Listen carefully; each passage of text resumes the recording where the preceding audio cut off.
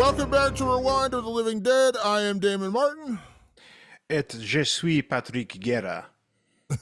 This is where we do our really bad attempt at speaking French, is it? Correct. Yes, this is where we get real bad at foreign language. You mean correcto? Gorlami. Yeah, I took 2 years of French in high school, and all I can remember is how to say "Je m'appelle Damon," which is my name is Damon, and then I know a lot of curse words. So clearly, the French did not stick with me very well. No. Their food is great, and their films are even better, Damon. And tonight, of course, we're talking about Infested, starring Theo Christine as Caleb, Sophia Lesafre as Leela, Jerome Niel as Matisse, and Lisa Nyarko as Manon. Directed by Sebastian Vanisek and written by Florent Bernard and Sebastian Vanisek. And Damien, it's on Shudder right now, and I believe, if I'm not mistaken, it's on Shudder. Hey, Shudder, how you doing? Shudder. And I believe in certain foreign territories, or international territories, I should say, it's also on Netflix. So if you're someone who listens in Ireland or Denmark or maybe the Philippines, I'm not even sure, you might check your Netflix and see if Infested is on there if you don't have Shudder where you live. Because sometimes that happens where we talk about a Shudder movie and you can't get it wherever you live because you don't have Shudder. Well, I think this is a Netflix movie in international territories outside the U.S. And I think the original title is Vermin or Vermin or however you pronounce it. Anyone who listens to the show, I know we do have audience in Europe because I a lot stats, so I know we do have fans in Europe. Anyone listening to this right now that speaks English, but you're from France or you speak French, go ahead and laugh your ass off at how you're trying to pronounce French names. I'm not kidding. I'm not to get too far off topic. I spent like a half hour last night trying to figure out to make sure I was pronunciating the director's name correctly, and I think I found one interview out of like 30 that I could find where it was Sebastian Vanacek is the one pronunciation I heard, but it was really fast. So I'm pronouncing it Vanacek. It may be completely incorrect, and somebody may say, "You freaking idiot, dumb American, you're pronouncing it wrong." But yeah, so if you are French speaking, you can laugh at us trying to say French names all night tonight. But I believe the original name before it was translated into English as Infected is Vermin or Vermin or however you want to say it. Yeah, something like that, Demon. Either way, tonight there's a fucking spider on our shoulder, all right? So, that's what we're dealing with. Damon, we don't do a ton of creature features, but we do even less bug movies. And this is 100% a bug movie. And spiders, I think, are pretty special. I'm going to tell you right now, I don't have arachnophobia. But there is something about spiders specifically, it seems. We even have a pet spider, Damon. He lives around here. So his name is Tenoch, and he lives named after Tenoch Huerta, who played Namor in the Marvel movie. He lives upstairs in a great little habitat that he has. We try to pick him up every now and then. He's not really interested in hanging out with us. We're not scared of spiders in this house, but something about just the idea of being overrun by these jittering, flittering, quick-moving, long-legged, fanged insects, it works. It works on a level for horror that's very effective. You have to remember, and I know a lot of people say this when you talk about bugs in general, and animals in general for that matter, is that animals and insects are typically more scared of you than you are of them. Usually they react because, like, when you flip on a light or you come near them, they scutter and flutter away because they're scared. Not necessarily that they're trying to run away, they're scared of you. We instinctively are scared of them, and so it's like a weird fight or flight instinct when we see a bug or even an animal sometimes. But I would say 90% of the time, 95% of the time, any expert you speak to about insects or animals, they tell you they're more afraid of you than you are of them. They don't interact with humans, and typically it's a bad situation when humans are around. So I don't have arachnophobia. I'm not that way at all. I'm not really scared of bugs in general, insects in general. Now, when I do get scared of bugs, I think is when anyone gets scared of bugs, is when you turn around and there's a bug there, or you look on your wall and there's a bug crawling you didn't notice and you kind of get freaked out in the moment, things like that. I think that's just natural just out of surprise, just like anything else. Just like I remember when I was a kid and we lived in a very poor household, we couldn't afford anything. I remember going in the kitchen one night and flipping on the light, and there was a freaking rat in our kitchen, and I panicked I screamed like a child. I was a child. I was like 10 or 12 years old, but I was like, oh my God. And the rat just went running, I mean, of course it was a rat, but I was like, I mean, it was so freaked out because it was like on the table, and I was like, oh my God, it's a rat. I think that's just natural instinct when you get surprised. It's not necessarily, at least for me, it's not that I'm scared of insects. It's more the surprise factors when I get scared of insects. And I think that's pretty normal for everybody. Yeah, and I grew up, Damon, I also grew up pretty poor myself, and our big thing in the house, and for some people it's very hard to stomach, but we had a roach problem. And that was horrific. It really was. It was just one of those things where you're just like, you'd flip the lights onto the kitchen and they'd go scattering everywhere. I mean, by the hundreds. It was horrific. And so I think when I see like clusters of bugs now in a horror movie or something like that, like it does trigger that from when I'm young. And I wasn't even afraid then. I was like, truly, I was used to it, but it was disgusting. And I think, and for me in horror, disgusting works kind of trumps over everything. Like it's really hard to get me scared about supernatural stuff or ghosts, or I mean, every now and then it does work in a really effective movie, but disgusting works for me best because disgusting is something I know. Disgusting is something I grew up in, you know what I mean? So seeing things that disgust you or seeing body horror or things like that, those things really work for me. So when I heard about Infested, and boy, it got a ton of buzz, Damon. I mean, a ton of buzz. All the horror creators could not stop talking about how great Infested was. I was excited to see it because I was like, the idea of these swarming, like hundreds and hundreds of spiders descending upon these people, I'm intrigued. I don't know what it is. I don't know what I'm getting into. And I tried to avoid as much explanation of it as possible. But I knew that I was going to be very intrigued because that idea actually does get under my skin. So my original introduction to this movie was a few months ago when it was announced there was going to be a new Evil Dead film, and a young French filmmaker named Sebastian Vanacek was announced as the director. And in every article you would read, from Variety to Hollywood Reporter to Bloody Disgusting, any website that's out there, it would say that he's getting the job based upon his new film that isn't even really out yet, called Infested. It had debuted at Fantastic Fest, which is a film festival, and it won Best Film, and he won Best Director.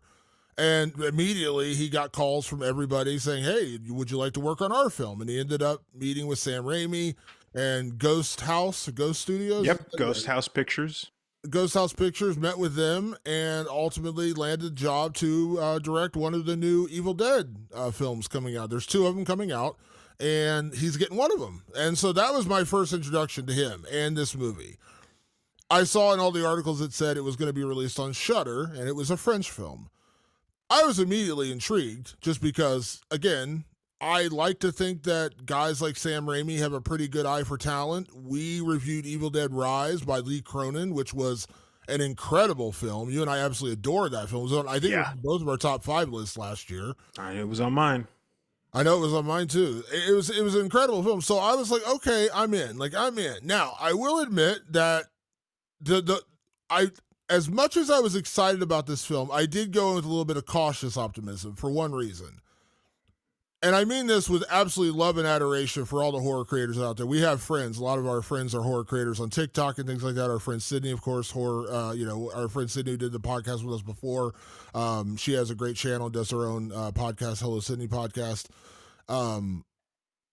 I love and adore horror creators. Let me be clear about that. Now, usually when you say that, you're about to insult somebody. I really don't mean to, but sometimes I feel like I do get a little worried when everybody is raving about a film. Yeah. And it's not that, and when I say that, I'm not talking about Terrifier 2, that there's just like this worldwide buzz that everyone's talking about. I'm talking like these little pocket, like kind of smaller indie films.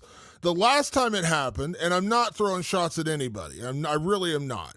But the last time it happened was a film called Stop Motion, which we reviewed a few weeks ago, a month or two ago. Now you fairly liked it, but I didn't enjoy it one bit. Like I was ready to claw my eyes out by the end of that movie. And so I always get a little wary when like everybody says it's great. Because I'm not saying that I need a contrarian point of view. I'm certainly not saying that I need that one person to tell me that like they went and saw Avengers Infinity War, which everybody seemed to like, or Spider-Man No Way Home, and they're like, oh, that movie sucked, just because they want to be the contrarian. I'm not saying that, but it always worries me a little bit when there's this like indie film and everybody's saying it's amazing. And I was like, oh, I don't know, I gotta walk in. So I turned it on. And I watched this before you did. I sat around. We were on a little bit of a break. We'd recorded ahead of time. You had some work, so you were out of town. So I was like, let me find a horror movie to watch. Infected. Oh yeah, that came out. So I went over to Shudder and I put it on. And I'm not kidding when I say I went in with no expectations. I knew people were buzzing about it. I knew the director was going on to do Evil Dead, but I went in with zero expectations. And I texted you during the film, and I was like, Patrick, this is pretty damn good. I was like, I know you don't like to know anything, so I'm not going to tell you anything, but I'm pretty damn impressed. Yeah, and I was in the same boat as you because while I am the guy who avoids trailers and avoids early reviews as best I can, the early reviews from Longlegs are starting to come out, and I'm having to like speed past people's tweets and shit. I'm like, I don't want to know a thing. I don't want to know if you liked it. Like that's how little I want to know. But I'm like you. The horror creators, especially the ones on TikTok, were going on and on and on about Infested. Every time I'd flip, another horror creator was talking about Infested. It really felt like, okay, is Shudder paying people to campaign this because it's just all over my feed? I don't actually know if that's really going on. And truth be told, like I think all the horror creators I know kind of all know each other, and they all kind of have the same thing in common that you and I do, which is Friday night they turn on Shudder and they want to see what's going on, right? And let's be honest, some are great and some aren't. Why I was a little more optimistic about Infested was I knew that it was a French film. The French, they just are better filmmakers, Damon. They created film, by the way. The Lumiere brothers created the mechanism that actually allowed for motion pictures. The French were literally the first people to do it, and they are still the best filmmakers. Like they just are. Call me pretentious, call me an art goon, as you have before. But when I watch a French film, even ones I don't particularly like, I go, this is very well made. Like it's never poorly made. There's never like no movie ever seems to be cheap, shitty looking, poorly acted. And they're all very different. Like they could be a period piece, they could be a gritty inner city thriller, whatever. They could be a drama. They're all just so well made. And so I was like, even if I don't like Infested, or even if I don't think it's one of the scariest movies of the year or super effective or whatever, I know it's going to be well made. Like the French just don't disappoint that way. For some reason, my biggest viral hit on TikTok was my 1 minute review of Calvaire, which is another French extremity film. Pretty tame by most standards, and not the most popular French extremity film, but like it blew up on my TikTok for some reason. But that film, as simple as the idea was just so effective. So I was like, I think I'm okay. I know I got way overhyped because every TikTok creator was talking about it. And then finally, the great Damon Martin goes, I actually really fucking like this. And I go, oh shit, everybody likes it. Am I going to like it? I like it. I think it's good. Now, I know you can hear a little bit in my voice of like, it doesn't sound like you loved it, Patrick. Well, here's the thing. I saw a movie about a month and a half ago, maybe 2 months ago, called Sting. It had a very short run in the theater. And it's about a spider in a building. It's about one spider in a building. This is about many spiders. I love Sting, and I still haven't done a 1 minute review on it, and I will. I'll try and put it up on our socials to talk about why I like it. But that was a high bar, and honestly, Damon, this year so far, like it's up there, maybe in the top 3 horror films I've seen this year so far. So I was kind of comparing it to Sting. Like I'm comparing Infested to Sting because they're spider movies, and I fucking love Sting. So did I love Infested? No, but I thought it was very good. And of course, like I told you, the French know how to fucking make movies. It's a well-made movie. You might argue it's a better made movie than Sting. I think they're totally different things. I think it's apples and oranges. But Infested is a very well-made movie. It's funny you say that because I hadn't seen Sting, but I have seen Sting now. Thanks to the good folks over at Panic Fest, I was able to finally get a screener and see Sting because it only showed here very briefly and I didn't get to see it in the theater.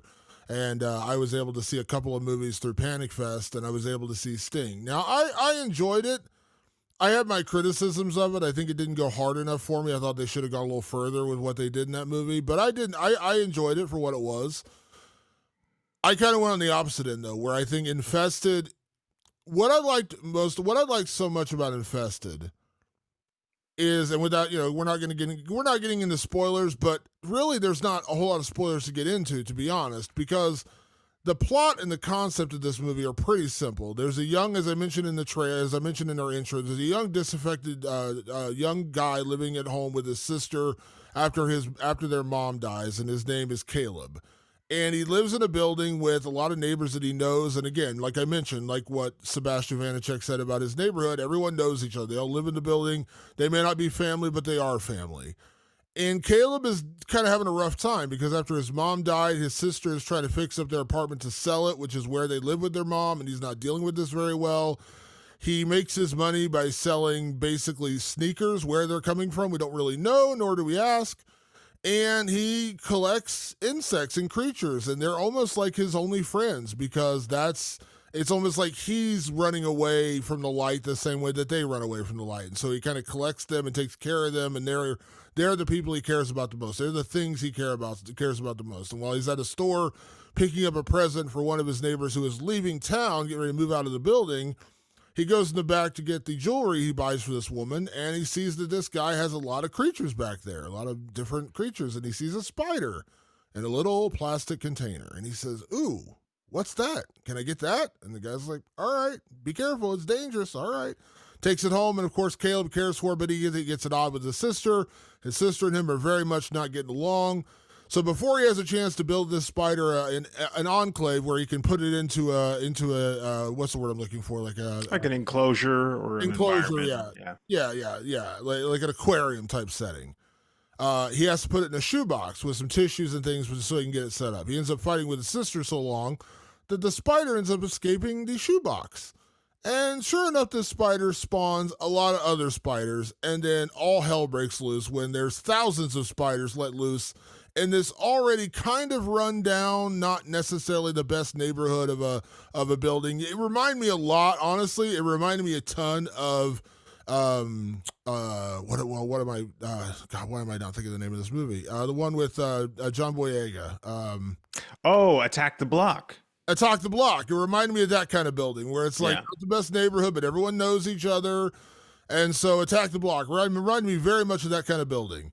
And so spiders get loose and mayhem breaks out. Now, while Caleb is probably the deepest character we deal with here, we start to understand what drives him and the sadness he's dealing with, losing his mother and basically losing his home in a way because his sister's trying to sell their apartment.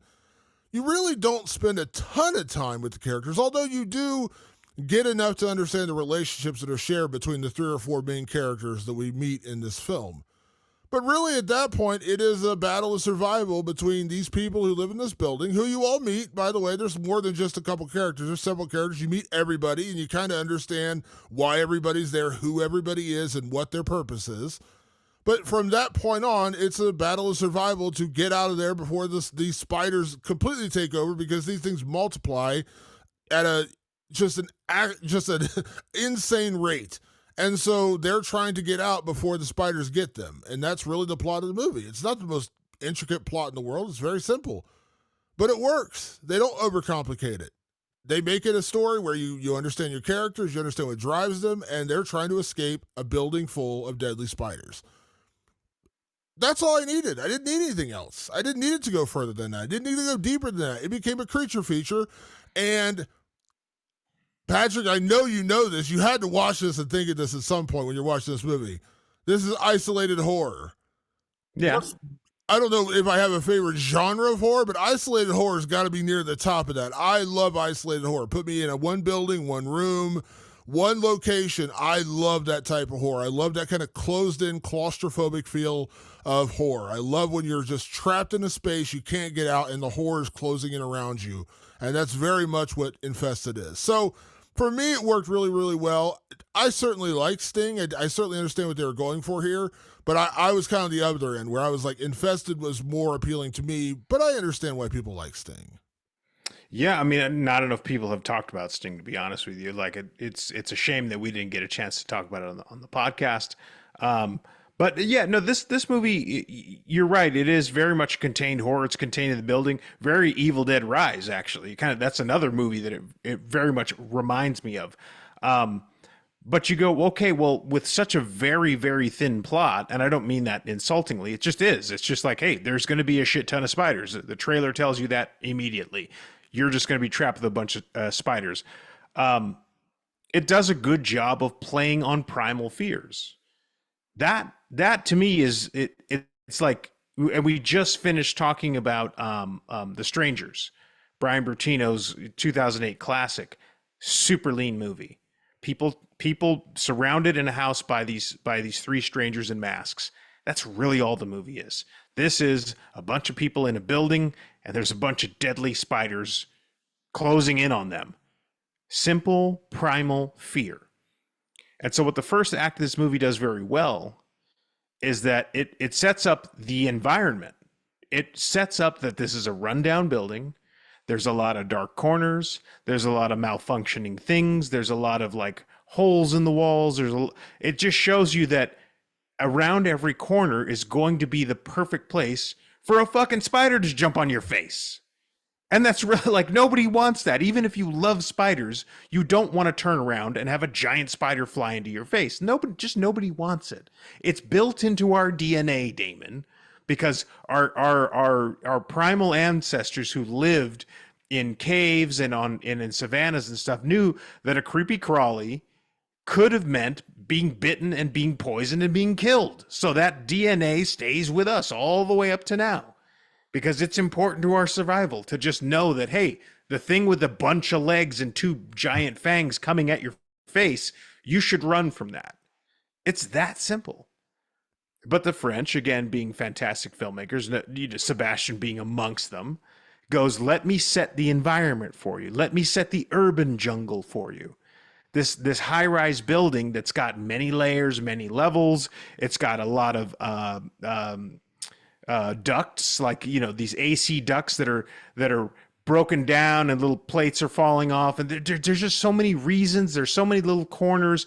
It just creates an environment so that when the shit does hit the fan, nothing about it feels cheap. It all feels earned.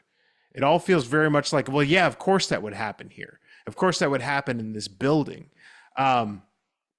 And it's just a race against the clock. There's some minor spoilery stuff. Again, the plot is very, very simple. You get most of it from the trailer. There are a couple of complications, and maybe we'll talk about them in the spoiler section. But they've managed to put a couple of complications in there that I really love to sort of keep that tension high, because it could get old. It's very easy to go, well, it's going to get old. It's just spiders crawling on you. Like, I'll be honest with you, Damon, before we even get into spoilers, this movie didn't give me like the heebie-jeebies or anything.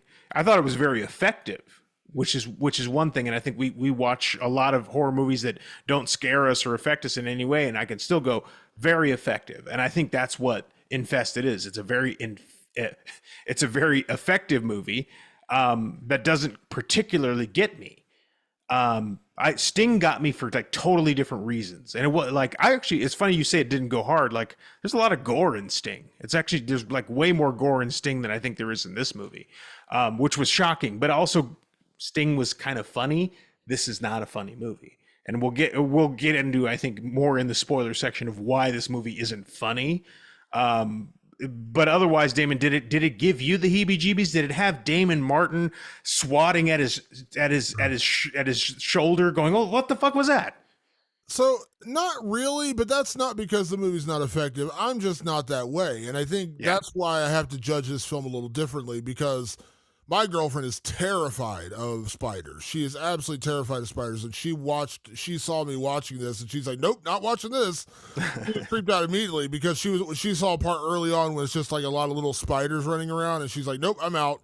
So for you and I, the guys who aren't really scared of insects, it's not going to have that same effect as you and I, as other people would. I understand that, and so I appreciate it for what it is. And there's like, for what is ultimately a very simple plot, there's one element that they get into later in the movie, which we can't talk about. And I know what you're talking, I think we're referencing the same thing. I think so, That yeah. we'll talk about in spoilers, that adds an extra layer into this, to the story, that really does build on the tension and build on this, on the overall plot that goes beyond just a bunch of creepy crawlies hanging around a building. When I read the interview with Sebastian Vanacek, which, by the way, just to give credit where credit's due, it was Angel Melanson over at Fangoria. Great interview with Sebastian Vanacek. I would highly recommend you go and read. I'm actually going to read a quote from him later on in the show when we talk a little bit about his new movie, Evil Dead, just to kind of give you an idea of what he's going for. And he talked about in there, and he said that a big part, and I mentioned in the intro a little bit too, where he said a big part of what he was doing with this movie was to make almost like an allegory or an analogy between the suburban people who were kind of outcast when he was growing up in France. The suburban people are looked at as like trash, more or less. Like the city people are like, you're a suburbanite, get the fuck out of here. And then he thought spiders were treated very much the same way. Like, we're scared of them for really no reason. Like, they don't come to harm us. They're not inherently evil creatures. They're not inherently aggressive evil creatures. Like, they get scared of us and we squash them and kill them and freak out. But typically speaking, spiders are not like, I know people, a lot of people, like, you have a tarantula. Like, people have tarantulas. They don't, when you put a tarantula, you have a pet tarantula, they're not immediately there to attack you. People have tarantulas as pets. They crawl on you, but people freak out about it. So he was kind of doing an analogy of like, that's what suburbanites people were. Like, people were scared of them for no reason. Like, they had no reason to be biased towards suburban people in France, but yet they were. And we're all guilty of those biases here in the United States as well, for a million different reasons. But that was the analogy put into this film. So when I heard him say that, and I thought about the layers to that. Now, again, it's a little different for us because we don't have that relationship with suburbs here in America. I live in a suburb of a major city in Ohio. You live in a suburb of a major city in California. No one really thinks anything of it, honestly. Yeah, they think we're boring, I think is the main thing. Yeah. So I wouldn't have picked up on that, because to me, like, the thread that we're going to pull on later in the spoilers, that's something I got, and that's something I think we'll, again, I don't want to keep talking about it, but that's something we'll get. But the analogy between the spiders and the suburbanites, I didn't understand it because that's not how suburbanites are treated in America. But when I read the interview with him, I was like, that's a cool little twist. Like, that he kind of injected that, where you put the suburban people who are kind of like the outcasts of France, with the spiders who are kind of like the outcasts of the insect kingdom, because everyone's terrified of them, even though you have really no reason to be terrified of them. Actually, if you really do research, spiders are actually pretty useful creatures. They kill flies, they kill insects, they kill other insects that are actually more dangerous. Like, they actually get rid of insects that are more dangerous than spiders are. But we see the web, we see the spider, we freak out. So when I read that analogy, and again, I'm saying this as a guy who went researching it, and I'm saying this on the podcast, so hopefully people that haven't seen Infested to go see it, you start to understand the layers with which Sebastian Vanacek was working. Because you and I have said, like, I don't have to read an interview to understand a movie. Right. To be fair, you don't. You really don't. Like, I'm saying that for now. For this, you don't need it. You don't. But I appreciated that he injected a little bit of that personal story into this film. When I read that, I was like, oh, cool. Like, I do see that. I see that in there. Certainly don't need that to understand the movie. Certainly don't need that to appreciate and like this movie. This isn't Men, okay? This isn't Men, the A24 movie. When I was over, I was like, what in the hell did I just watch? Please explain to me what it was, because I'm so lost. It's not that. So I appreciate that. Then I saw where he talked about his influences for this movie, and he said very honestly he didn't really get influenced by other films because he didn't want people to be like, oh, he was trying to make this, or he was trying to make an homage to this. Now, he said immediately when people saw this film, they related it to Alien right away. People, he basically had the analogy we talked about: these space truckers, not the highest rung on the social ladder, in a cargo ship, more or less, trapped with a deadly alien, and they're all being picked off one by one, and no one really gives a shit because they're just space truckers. That was kind of the analogy used for the people in this building. They're suburbanites. No one seems to care about them. They kind of live in a rundown building. Who gives a shit? And so that was what he understood, but that wasn't him putting that on people. People were telling him that, and he's like, I get it, I understand. But the movie he said he was actually a little influenced by when he thought about how he wanted to trap these people in a building with all these spiders was a horror thriller. No, it's not really a horror film, it's more of a thriller, but it is an A24 movie called Green Room. Have you seen Green Room? I love Green Room. It's a great movie. Green Room's an incredible movie. It stars the late Anton Yelchin. Also stars Patrick Stewart, who of course everyone knows from Star Trek. It's a movie about this band. They play a bar, and then they realize that they're actually at a bar that's being that's the hideout or the rendezvous for a Nazi enclave, a Nazi group. Yeah, a bunch of skinheads in Oregon. Yeah. Yeah, and so they end up getting basically locked in their green room, their getting ready room, their preparation room. They get locked in there, their dressing room. They get locked in there, and they're basically trying to keep the Nazis out. So these band members get stuck in there, and it's a very isolated movie. It's a very simple movie. Nazis outside bad, band members inside good. You don't need to know much more than that. And then all hell breaks loose of them trying to protect themselves and get out of the building alive. You don't really need much more than that. And Green Room is a really effective, really good movie. When he said that, that's when I saw it. I was like, you know what? This does have a lot of similarities to Green Room, where not the most difficult concept to understand it, but you still need to have the right pieces moving on the chessboard to make it work. And I think Infected, while it's totally different in terms of, spiders versus Nazis, it does have that same effectiveness of Green Room. So I understood when he said that. I can see the comparison very much. And even like stylistically, like it's gritty. It uses really like subjective color tones. Like, I think Green Room actually probably borrows more from French cinema than the other way around. You know what I mean? Like it was definitely the origins of that came from the French side of things. But I can definitely see that like the rhythm and the pacing and the tension level. It's about sustaining tension. And they do that really well in this movie. And I think we'll talk about that here in just a few moments, Damon. I mean, it's probably time to get into some spoilers. Yeah, it is. But just to kind of be clear, we all understand the primal fear and the dread that this movie injects. Even if, as you and I said, even if you're not scared of spiders, which you and I said, we're not really scared of spiders, we understand it. And we can relate to that, because you and I probably aren't the norm with spiders. I mean, most people are probably terrified of spiders. I would imagine, like I said, my girlfriend sees that. This happened a few weeks ago.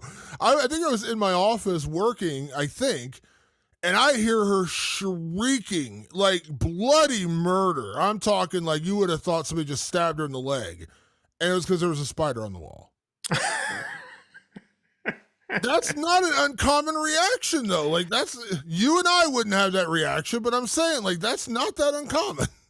It's not. And I think it's partly it's learned, you know what I mean? It's like if you saw your parent when you were young be terrified of some creepy crawly, it kind of passes on to you because you're hoping your parents are the solid ones, and then you see them freak out. It just passes straight to you. What I do with the kids is, and my wife as well, is we explain that these are good for us. Like they actually take care of like the bugs and stuff that we don't want in the house, to the point that my boys have named house spiders that they've seen.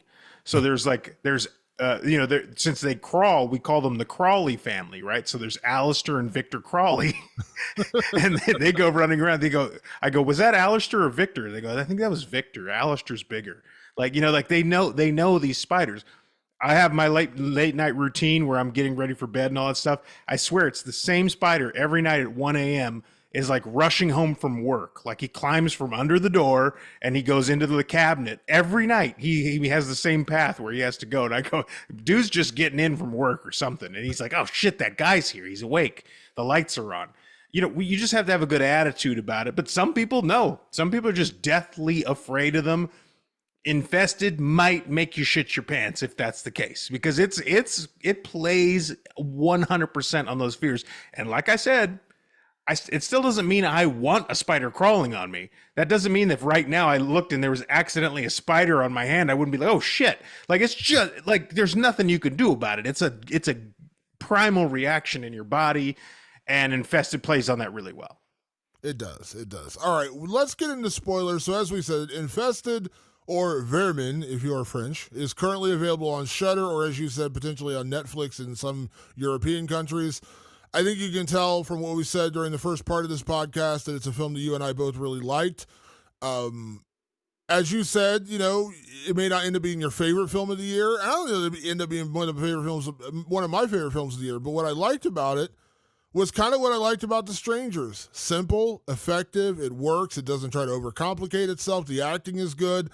And I think what impressed me the most, last thing I'll say before spoilers, and I think you'll agree with me here, is the effects are really well done. And from my understanding and reading the interviews with Sebastian Vanacek, he had no money. Like, this wasn't a movie that he had like a bunch of money to do a film with. This wasn't a $120 million production. So the fact that they got the spiders to look as good as they did in this film for what I have to assume is a very small budget, I was stunned. Because that was my first concern. I was like, "Oh my god, this is gonna be some bad graphics." Or I'm gonna have to really like not look at the spiders and just realize they're just it's gonna look like it from 1994 or whatever. The original, you remember that the original It movie? Yeah. Into that movie where they had the really bad spider. I was like, it's gonna look like that. It's not. They do a really good job with the effects in this movie. And there's a lot of real spiders used in the movie, and we'll get into a little bit of that more in categories too. Yeah. So again, Infested, currently available, highly recommended. I think we would both say that. Yeah. Highly Oh yeah. recommended. Yeah, it's got to be on your list if you're a horror aficionado. It's one of those ones, that and Sting, and then let us know which one you like better. If you're more into the Sting camp or if you're the Infested camp. Yeah, if you're Team Patrick, you're Team Damon. Let us know which one. Yeah, let's be honest. That's all our fans care about is siding with one of us, one or the other. Yeah, we're gonna go full on Twilight around here. All right, we're going Team Patrick and Team Damon. Let's go. All right, folks, we're going to get into spoilers now. If you haven't seen Infested, be forewarned. We are now going to get into spoilers. We will now speak only in French for the rest of the podcast. So, hopefully you want to. No, not really, because it would be the shortest podcast in history.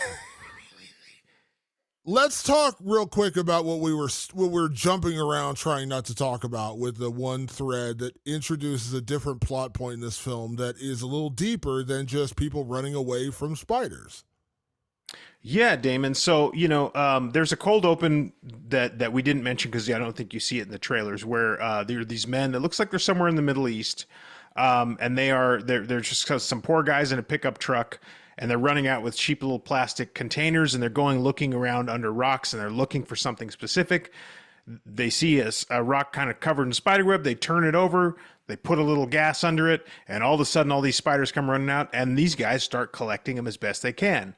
Well, the one guy who peeked in the hole, he got bit, and he starts writhing around like he just got fucking hit by a fucking scorpion. And you go, oh, he doesn't look like he's doing too good. But these guys, they're kind of worried about collecting their spiders. They collect them, boom, they capture them, and then they turn to that guy and they put a machete right through his face because they know he's going to die an awful death. Or something is going to happen. It's ominous. They don't explain why. That's what happens. Cut to.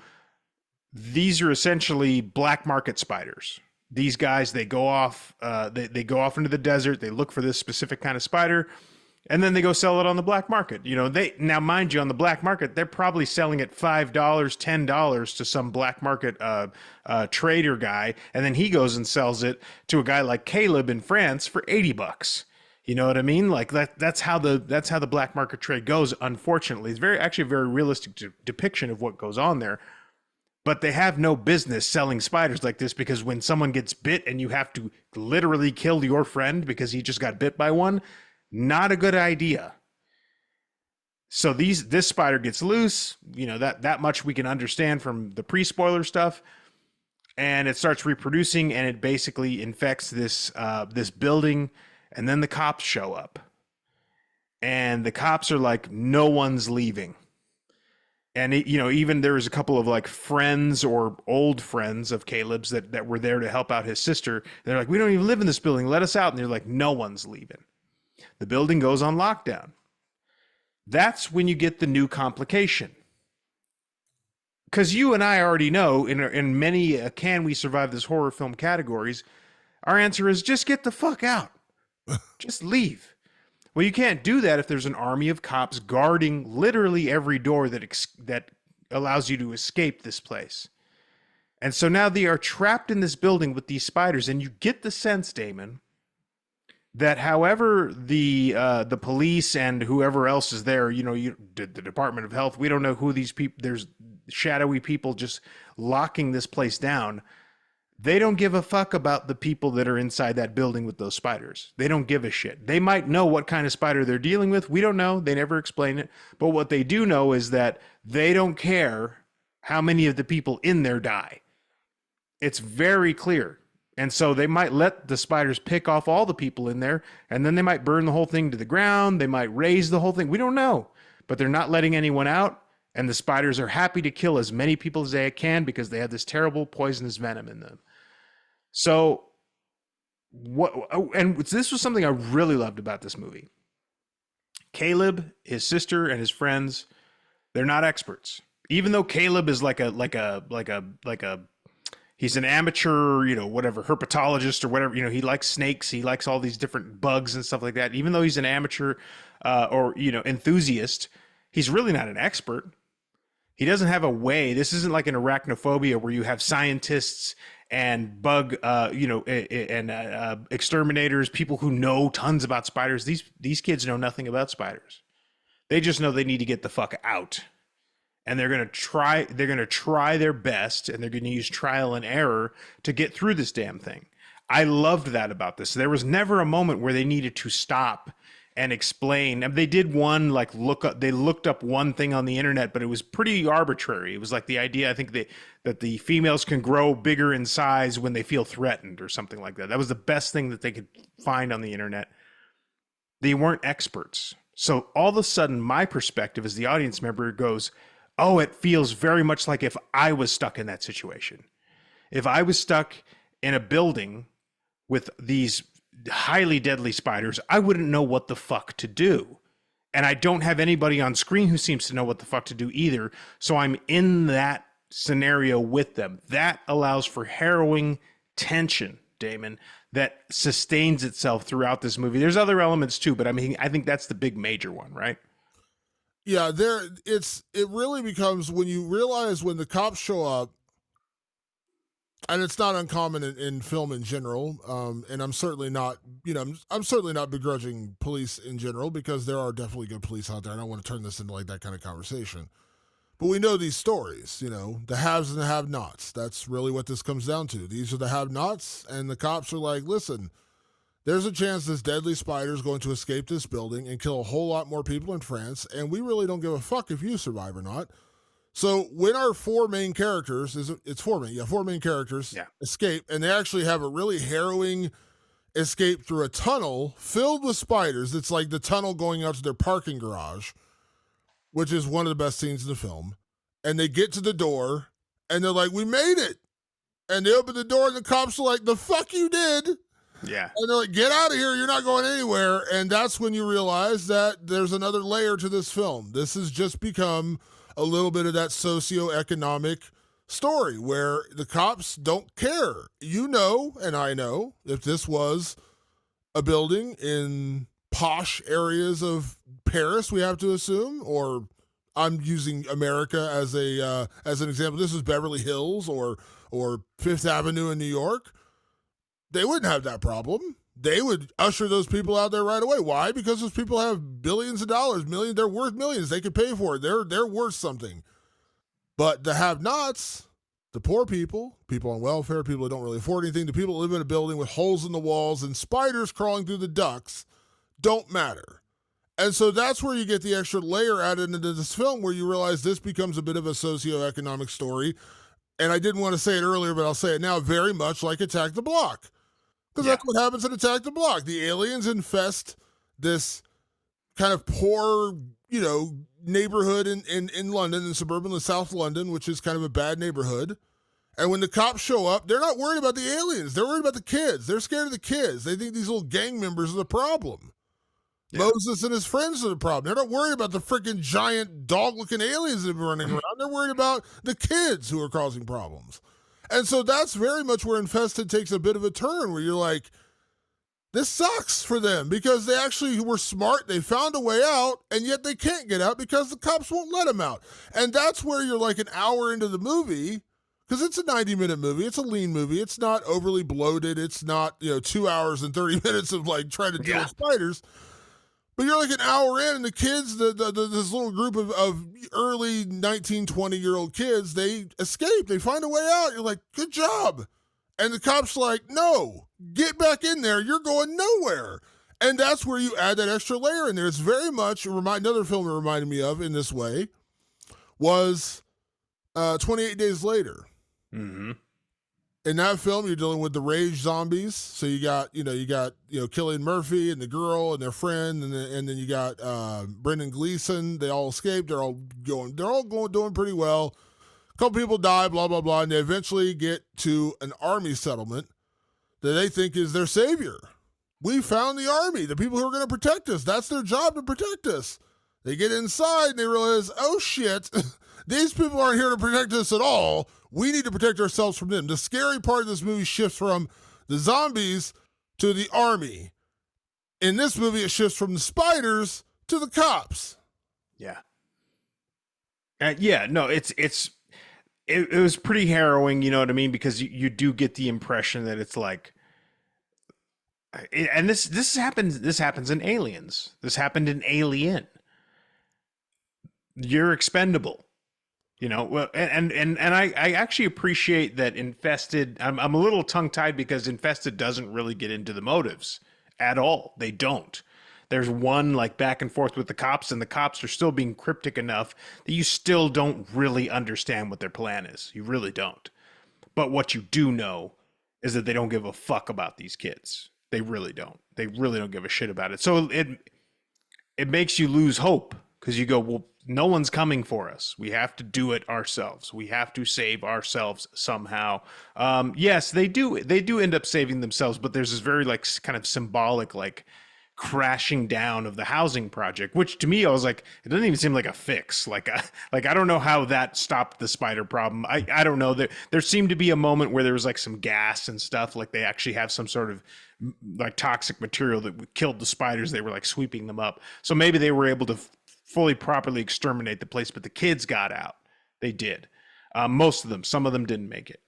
But it seemed like that collapsing of that housing block was to sort of say, we're making way for newer and better things. This is some old rusty shit. This is the old forgotten neighborhoods and forgotten people. We'll sweep it away. You will sweep away the rubble and we'll build something nicer and better for other people, not for them. That's how that kind of felt. Yeah, and it was again, as I said, the story of the haves and the have-nots. This is the have-nots. These people don't matter, and so they don't care. Yeah. They don't care that these kids were smart enough to escape the spiders. They don't care because you could bring the spiders with you, and you could carry them to Paris, and you could get a rich neighborhood infected, or you could get me infected, and so fuck you. You're going to stay in this building and die with all your neighbors and all your friends and all your family. We don't care. And so when you add in that extra layer, and that's in the tail end of the movie, the last 30 minutes of the movie, again, at that moment, you're kind of like, now I'm rooting for the spiders because cops. Like, I want the spiders to kill these guys. So it does take that switch on it, just like I said in 28 Days Later when Cillian Murphy, I'm sorry I'm spoiling a movie that's 20 some odd years old at this point, when Cillian Murphy breaks loose and he lets the rage zombie loose in the complex to get the army people off the girl and the little girl that they save.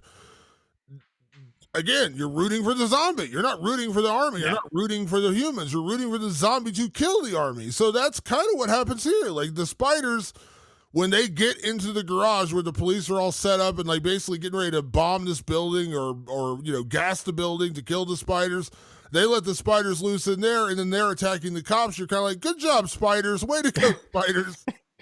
Thank you, spiders. Thank you for your service. Yeah, but it's a great twist. It's a great turn where you root for the spiders, where you stop rooting for the people escaping, and you're in that moment you're like, yeah, good job, spiders, way to go. Yeah, no, it was a nice little twist on everything. Now I will say, just to be honest about this, for as simple as the plot is, and I get it, it doesn't need to be more difficult than it is. But tell me, Patrick, be honest. Because you knew where the film was going. It was spiders infesting a building. We all knew that. That's what we're doing. Be honest. When Caleb put the spider in the little Nike box with some tissues, please tell me you weren't like, you dumb kid, what the fuck are you doing? Oh yeah, no, I will get to Caleb here in a second because I want to talk about that performance. And I mean, do you want to roll right into categories? Yeah, let's get into categories. Let's kick things off as we do each and every week here, and let's talk about best performance. Now, to be fair, I want to be fair about this. We're dealing with subtitles, so I can't tell you if everyone's verbal delivery in this film is spot on Oscar worthy, because ultimately it's hard to tell when you don't speak the dialect. It is. It Yeah. just is. So you can judge mannerisms, you can judge, things like that, but I can't tell you where they brilliantly delivering each line because I was reading the movie. So just to be fair on them, and by the way, I'm not saying anyone was bad. I'm just saying like I can't. Right. It's harder to judge when you're not able to hear what they're saying. In my opinion, that's actually the appeal of international movies, subtitled movies, because you go, I don't even know if they're being shitty actors. I have no idea. I really don't. You're watching it going, this seems to be fine. You know what I mean? Like if everything about the movie looked good, I have no idea if they're acting shittily. It's impossible to tell. I mean, there's obviously the emoting and stuff, and we're going to get into that right now. Yeah. So best performance in Infected, Vermine. Who do you got? My best performance goes to our lead, Theo Christine, I believe is how you pronounce his name, who played Caleb. So he's a kid who's kind of side hustling his way through life. And he's got a little shoe game deal that he's going on. In fact, he puts his spider in a shoebox like a fucking idiot. Because believe me, we have a bunch of spare tanks around the house in case we ever do catch or need to take care of some sort of a wild insect or animal. So he throws in that shoebox. But what I really appreciated about the character of Caleb was that, and this actually is a big testament to the writing. And by the way, Florent Bernard, who co-wrote with Sebastian, has written countless episodes of television. Actually, he's a very veteran television writer in France, and I think it shows. But what I loved about the character of Caleb was he was messy. And I mean that like emotionally, just as a person, he was a messy person. He wasn't perfectly heroic. He made a lot of mistakes. He also was sympathetic, or he was still very much in mourning for the loss of his mom, to the point that it actually clouded his judgment. His sister was like, let's clean this place up and sell it and just fucking leave, dude. He didn't want to do it because he was holding on so tightly to his mom, but it was to a fault, which I really appreciated. He owned up to the fact that he did put a spider in a shoebox and this whole thing is literally his fault. And he breaks down at one point. He's like people are dying because of me and because of what I did. You don't see that a lot in characters. You don't see that a lot in characters where it's like our main character, the person we're following around, is at fault for everything and is owning up to it and can only do what they can do. They don't rise to some crazy heroic level like that's unrealistic. I mean, he does what he does because he does take ownership of what happened. So he tries desperately to get everybody out of there and they succeed, but not without tons of mishaps, missteps, and obstacles in the way. That's great character work. It really is. And I thought that Theo did a great job of portraying that character because it's easy to be like, well, I want to play it like I sort of am pretty good at everything. Caleb's not good at everything. Caleb's bad at most things, and it shows. And Theo as an actor was willing to lean into that. And so I really appreciated the way that all came together. So while I did laugh and kind of joke there about we were all probably in that moment saying, "What are you doing, putting a spider in a box?" Now again, we know where it's going, so maybe Yeah. instinctively, as a guy with a lot of insects, he's probably thinking, "Yeah, the spider's gonna be perfectly safe in there. This is not a deadly sand spider who's gonna crawl out, spawn thousands of other spiders, and kill everyone in the building." So I get it. But what you just said right there is why I really like the Caleb character. And you said it right there with he's messy. He's not perfect. There's another version of this movie, Patrick, where some fuck up has the spider and just doesn't care and it just gets released in the building. Now, I'm not saying the film still couldn't be good with that, because there's a version of the film where they're just good kids, or mostly good kids, getting bombarded by things around them. Attack the Block is a perfect example of that. They didn't invite aliens onto their block, but they protected their block. You could do that. It works. But the fact that Caleb did this, and he eventually takes ownership of that, and you see that he's not a bad kid. He's just a kind of a messed up kid. He lost his mom. Him and his sister are very much at odds with each other. He doesn't really have any friends. He has one friend named Matisse who he hangs out with. And really, Matisse is almost like an employee, because they're hustling shoes together and basically stealing stuff and hustling on the side. And he's kind of like his sidekick. Not even really a friend, more of a sidekick. And that's it. And you realize that Caleb's only real friends in this world are his insects and the creatures he keeps in his room. He cares far more about them than he does anything else. You see that early on. And so when this spider escapes, even when it initially escapes, he's kind of like, no, leave it alone. Right. It's my spider. Yeah. And then, it spawns thousands of other spiders. And of course, at that point, it's too late to, we got to save the one. But he takes responsibility for it. He said, this is my fault. I did this. And I appreciated that they don't make this, A, an easy out for him, and B, they don't just eliminate him because he did the bad thing. You kind of sympathize with him. Like, it's hard to write a character who fucks up so spectacularly, yet by the end of the movie, you're still kind of rooting for him. Because that's easy to do. In every other situation, we talk about horror movies where a character makes a really bad decision and they serve as a catalyst to set off a chain of events. They're usually the person we're rooting for to die first, because we're like, you fucked up, you gotta go. Yeah. By the end of this film, I'm not like, Caleb's gotta go. I'm like, man, I kind of feel bad for this kid. Yeah, like you kind of hope he can right the ship. You know what I mean? Like, I don't know. It's not a character you often don't see characters like that. So I really appreciated it. Yeah, I liked it, and I liked the performance too. So it was a good performance. And I'm saying this in all honesty. I don't know if I'll ever see Theo Christine anything again, because I don't watch a lot of French films, and I can't say I don't know if he'll do a lot of French horror films. So I don't know. We'll see. Maybe we'll cross paths with him one day again. So for me, best performance, it's easy to say Theo Christine probably is the best performance, just being completely honest. But the one that I enjoyed, because he was kind of a little bit of the comedic relief. He was also like a little bit of he was the sidekick character, the friend character, and that was Jerome Neal playing Matisse, who was Caleb's friend / lackey / sidekick / MMA enthusiast, which I really enjoyed.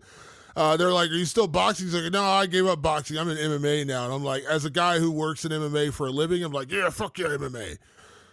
I liked him. He was kind of a goofy little side character, and he was a bit of the comic relief. This isn't an inherently funny film, by the way. There's not like, dumb comedy in this movie. But Matisse is kind of like a bit of the comic relief.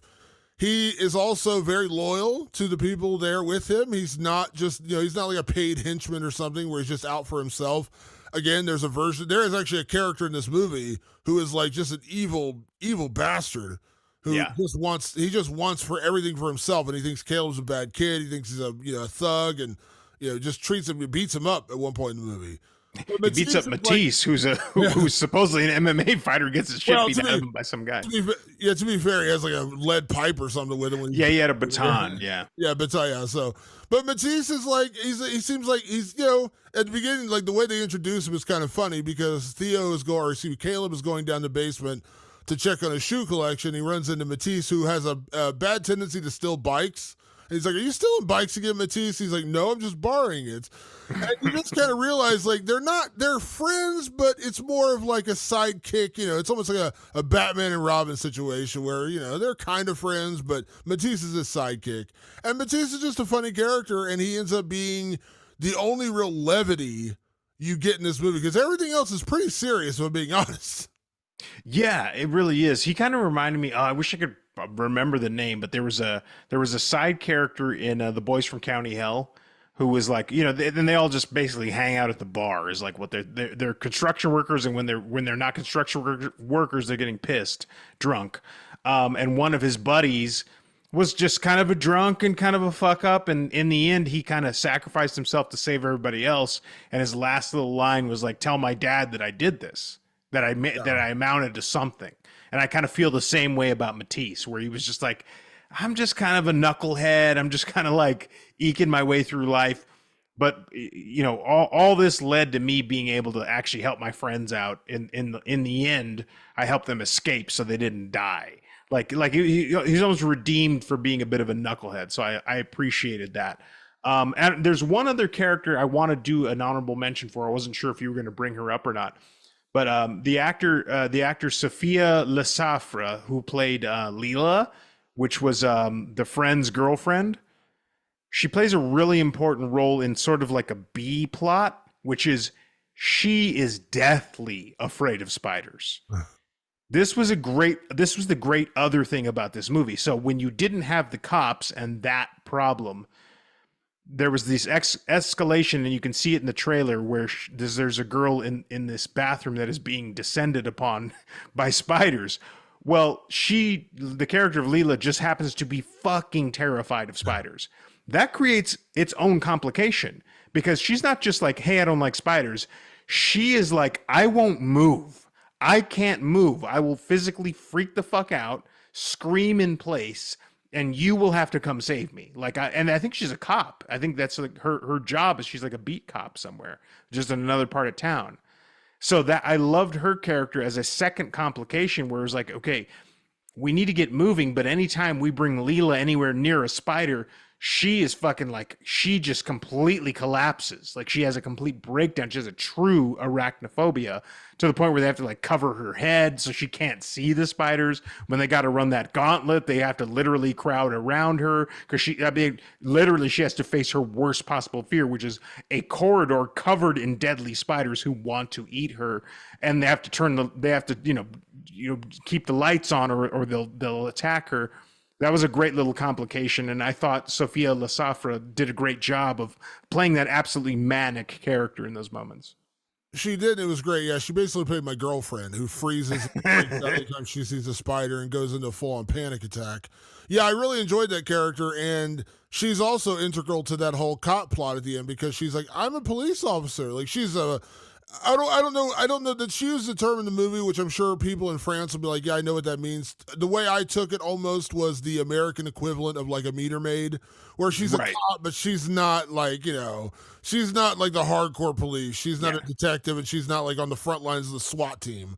She's very much like, the one who, gives you a ticket for parking too late or something like that. Like that. Right. So she's a cop, but very tertiary cop. And so when the other cops show up and they're like, no, you can't get out. And she's like, hold on now, I'm a cop. Like, these are my friends. And they're like, yeah, we don't care. Like, you don't mean anything to us. Like, and I thought that was a nice little twist in that plot as well. But yeah, you're absolutely right. Great point, because and I'm glad you brought that up for one of the reasons. I want to mention this real quick. And I'm not saying this is like a point of pride, but I don't really, and maybe you do, Patrick. I'm curious. Let's talk about our fears here. As a guy who is a few quarters away from having a psychology degree, let me dig into your head a little bit, or your psyche a little bit, Patrick. Good luck. Do you have any phobias? Like, do you have any intense fears of anything? No, I don't have anything that like freezes me up. I have things that disturb me, but like I face them like regularly. Like nothing to the point where like a Leela character where it's like, no, I physically can't do that. But I'm not here to say I'm not afraid of things. I just mean that I never have something that gets me to the point where I'm like literally like, no, I won't do that. Now, I know there's a million phobias out there, so I certainly don't want to say I'm not capable of having one that I just maybe haven't faced in all my years, but I'm very much the same way. Like the typical phobias, the typical things people are scared of: heights, Yeah. insects, flying, which I know is heights to a certain extent, just different things. Like none of that does it for me. Yeah. Like it doesn't. So yeah, like I'm in the same way. I'm not saying I'm inviting it, like I want to find my phobia, but like I don't. So it is like I appreciate this film introducing that character and introducing this arachnophobia, because for me it's a little harder to understand because I don't have that. And I appreciate that they introduced this character for that reason, because it is a little harder for me to relate to that. Like I do know people who are terrified of clowns. For whatever, the coulrophobia is what it's called. Whatever reason, they are terrified. And I'm saying they were abused or had horrible things happen to them, but they are terrified of clowns. I get it. I understand it. Doesn't do it for me. Like, I'm not scared of clowns. Clowns don't freak me out. And by the way, let me be clear about this. I'm not sitting here saying I'm Billy Badass because I'm not scared of clowns. Right. Yeah. I'm just saying, like, I've never had that experience. So it's a little harder for me to relate, as we said earlier. That's why I want to tell people that Infested is a film that works incredibly well. And I think if you have even the slightest fear of creepy crawlies, this movie is going to freak you the fuck out. Oh, yeah. If you have any. Yeah. Because for us, it doesn't, because we don't have, but again, I want you to look to my girlfriend's eyes. She saw the movie on the screen and she's like, nope, I'm out. Didn't sit down, had no idea what it was about. She saw spiders. She's like, fuck this, left the room. So if you're scared of spiders, if you have that experience, this film is going to freak you the fuck out. I just want to be clear about that, because you and I don't have that phobia, so it's harder for us to relate. Yeah, and I'm right there with you. I'm not saying I'm not afraid of stuff. I'm just saying stuff doesn't freeze me up like the character of Leela does. But it's good to have a character like that. Like, I think even arachnophobia, was Jeff Daniels did have arachnophobia, right? Like, he actually had a fear. He had a fear of spiders. He was like a local doctor. I think he was, if I remember that correctly from that movie. But he had a fear of spiders. He had to face that fear. But even in that movie, you didn't get the impression that like it was going to make him into a crumbling mess. Leela collapses. I mean, she's literally, she can't do anything other than just cower and scream. And you go, God, that's kind of a problem, because we need to move right now. And it's just like, yeah, well, I'm not moving by spiders. So however we move without spiders. And it's like, well, that's a problem, because they're going to be everywhere. So it's a good second complication to this movie. It is. All right, let's move on to our next category, and that is our MVP award, what we call the Ken Foray Banana Hammock MVP award, named after great character actor Ken Foray for the film From Beyond, when he ran down a flight of stairs and into a basement to stab a creature wearing nothing more than a thong bikini. If that's not an MVP performance, I don't know what is. So our MVP is named after Ken Foray. And so, Patrick, for you, who gets your Ken Foray Banana Hammock MVP award for Infested?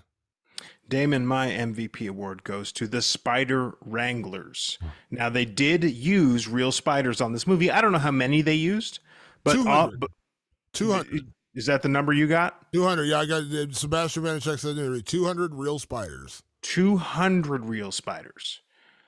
The animal wrangler they are typically the butt of the joke, because they are odd people. I've worked on one set that had, I think it was a fish wrangler.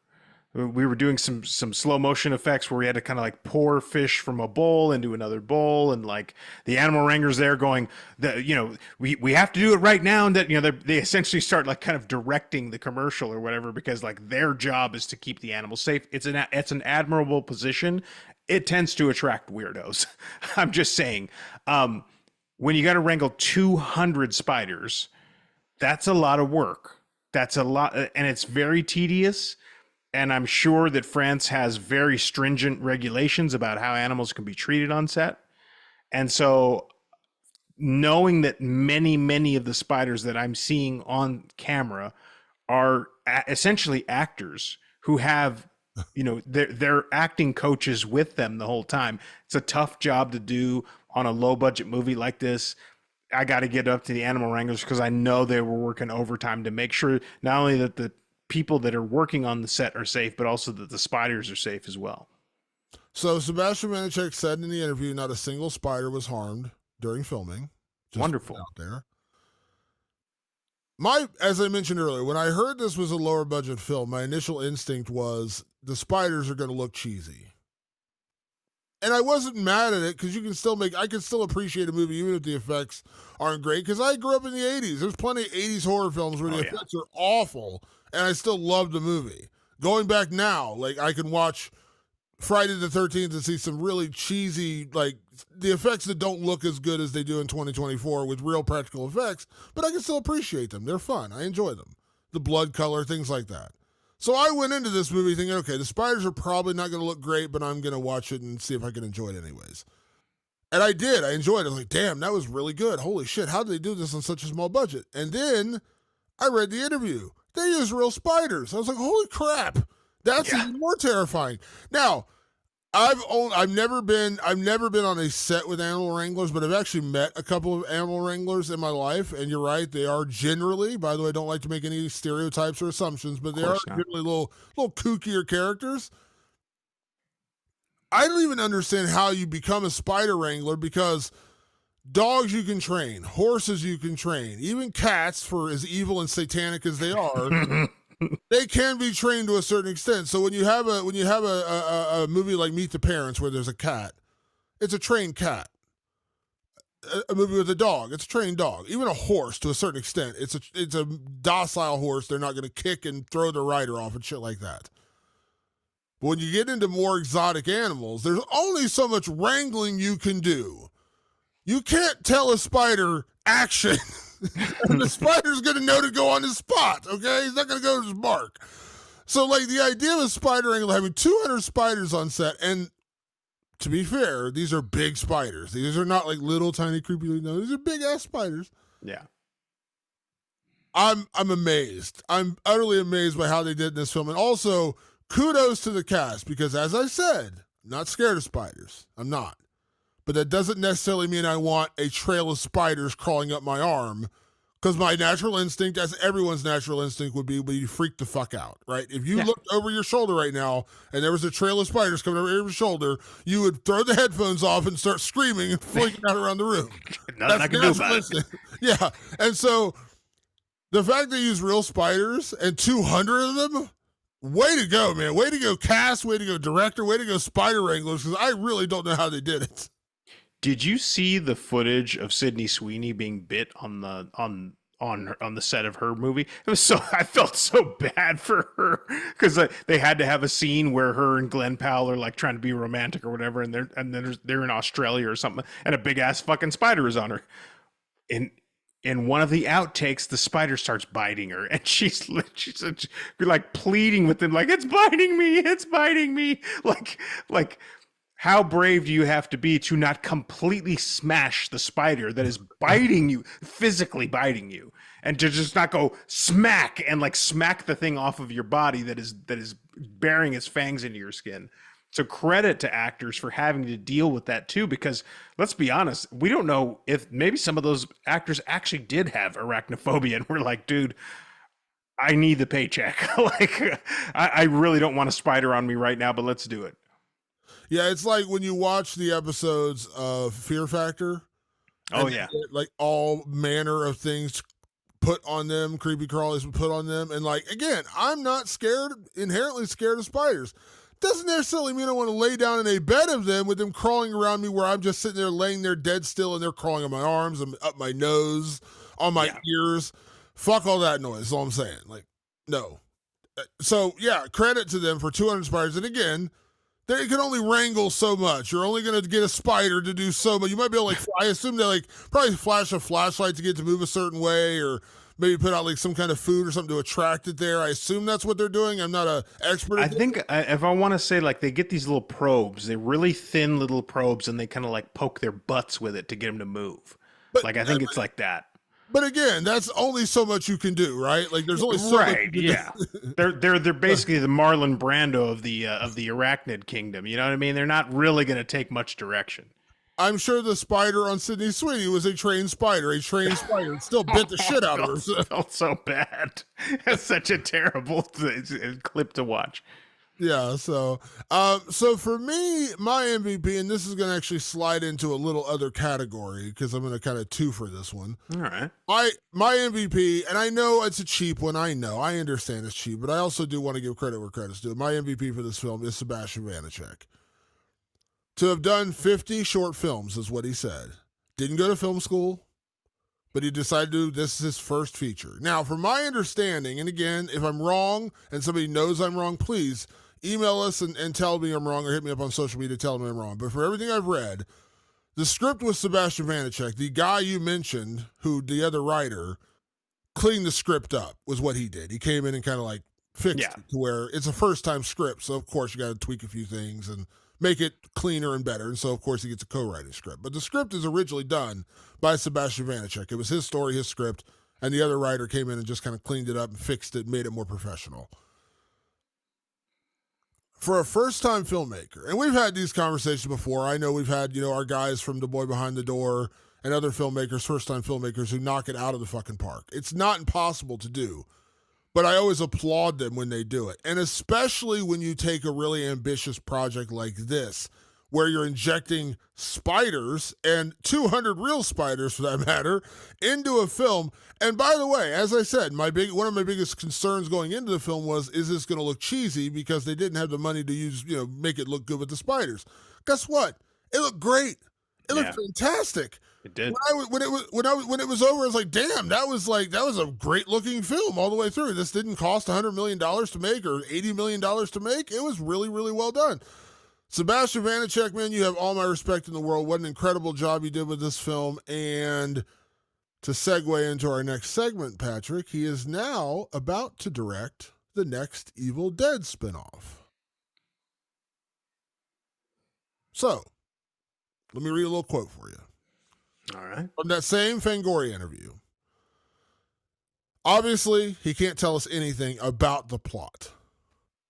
But here's what he said about his Evil Dead movie, which, by the way, when he first took the job, because he got calls from everybody, after he won Fantastic Fest, everybody was like, hey, man, we want to work with you. Can you direct our horror film? Can you do this? And the reason he ended up working with Sam Raimi when he got a call from them was he was actually able to reach out to Fede Alvarez, who is directing the new Alien Romulus movie, who also directed the 2013 Evil Dead reboot remake that you and I absolutely adore. Mm-hmm. He talked to him and he said what Fede Alvarez told him was, yes, they're a studio, so of course, you're going to be working for them, but they give you so much creative freedom. They want you to make your movie. And the way that they got him to do it was, because originally he was going to pass. He's like, I want to stay doing French movies for a little while. I'll get my feet wet a little bit more. The way they got him was they asked me, they said, what would your Evil Dead movie look like? They didn't say, can you direct our Evil Dead movie? They said, what would your Evil Dead movie look like? And Sebastian Vanacek was like, ooh, I'm in. Because it's going to be my movie. I'm just making Evil Dead. So here's what he said about it. Okay? The only thing is, I'm aiming to do something mean. I want to do a movie that hurts the audience. Because I think that's the essence of Evil Dead. When you see an Evil Dead movie, you want to be hurt. You want to come out of this movie like, ugh. And I want people to experience that. I tended to do it with Infested to hurt the audience, to make them feel through their body. With Evil Dead, I will do it 150% more because I want to have a mean and bad movie, something that's really like a bad guy. Oh, that's very promising, Damon. Yeah, because I mean, that was another thing that really piqued my interest about watching this movie. I go, this guy was tapped before his movie ever released to direct another Evil Dead movie. And honestly, everything that Ghost House Pictures and Sam Raimi have decided to bring to the world post Sam Raimi for Evil Dead has been great. I've liked all the Evil Dead spinoffs that we've gotten so far. Fede and Lee Cronin's, like, they're good. They're really good. So I wanted to see what this guy was made of, and to hear him say that makes me lick my chops, Damon. Because I love me a good, mean movie. And Sebastian just happens to come from one of the meanest countries when it comes to mean horror. French Extremity, Damon, no matter how you slice it, it'll kick your fucking ass. Like, it just will. Like, it goes harder than you want to go. And you'll be a horror fanatic and you go, yeah, I like hard. Like, go hard, go hard. Whoa, too hard, French Extremity. Why'd you go that hard? Now I'm upset. Like, that's how it goes. We even talked about it a little bit with Fede's movie, where it's like there was almost an influence of French Extremity in that movie. It just seemed to go so heavy and so nasty. So to hear him say that he wants it to be a mean, bad guy movie, I'm so into that. Because I thought Lee Cronin's was a little bit fun. It was a little bit cheeky, but watching it a second time around, I go, that's actually a pretty tense movie, pretty hardcore movie. If Sebastian wants to go harder than that, I am all eyes and ears. I want to see what he wants to bring to it. And I want to show American fans that might not be familiar with French Extremity what the French can do with movies. I think it's a win for everybody. You know my favorite French extreme movie because we've talked about it in this podcast, a movie called Martyrs, which I absolutely adore. So good. But I've said I've seen it and I will probably never watch it again because it fucked me up so bad that when I was over, I was like, "Oh man, this is incredible! What a great piece of filmmaking! This is it. This is awesome. I never want to watch it again. It is so brutal." So when I saw Infested, and again, I didn't read any of these interviews before. I read them after as I was doing research for the show. I watched Infested. When Infested was over, and again, as I said, I knew he was going to direct the Evil Dead film. I came out of Infested and I said, oh boy, I'm in. Because every Evil Dead film, minus one, which is Army of Darkness, which I think when we did our ratings, that was my lowest rated Evil Dead film. Because it is, to me. If I got that ranked wrong, I'll re-rank it right now and tell you Army of Darkness is my least favorite one. Every other Evil Dead film is what, Patrick? It's isolated horror. It's a cabin in everything, or in Evil Dead Rise, it's an apartment building. Trapped, deadites, you're fucking dead.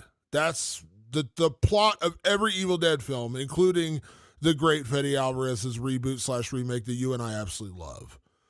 Because Evil Dead, the 2013 Evil Dead, that's a mean movie. That's not comedy. That's not mean. That's not tongue-in-cheek Bruce Campbell, there's a hint of comedy mixed in with the horror. Yeah, no. There's nothing funny about Evil Dead 2013. No, it's such a bleak movie. I love it. And I would say, and I think you're right, Evil Dead Rise does have a bit more of that, but really it's not either. It's pretty brutal. It's pretty relentless when you really watch that movie. There's a couple moments, but not really. It's a pretty brutal film. And you and I love that one. And it's weird to say because even though, again, I, of course, adore Sam Raimi and I understand the brilliance of Evil Dead and Evil Dead 2, but you and I, love Evil Dead 2013 and Evil Dead Rise. I think they're both incredible, amazing films. So even coming out of Infested, I was like, I'm in. Infested is isolated horror. He made an Evil Dead film with spiders. Yeah. Effectively, essentially is what he did. So immediately I was like, I'm in. Dude, you make a film kind of like this with deadites? I'm in. I don't know where you're going to set it. I'm in. Yeah. I read that quote. Yeah, I'm so glad you read that. I hadn't gotten a chance to hear anything about that, so I like his attitude going in. I liked Infested, so something tells me I'm very much going to like whatever Evil Dead he's up to.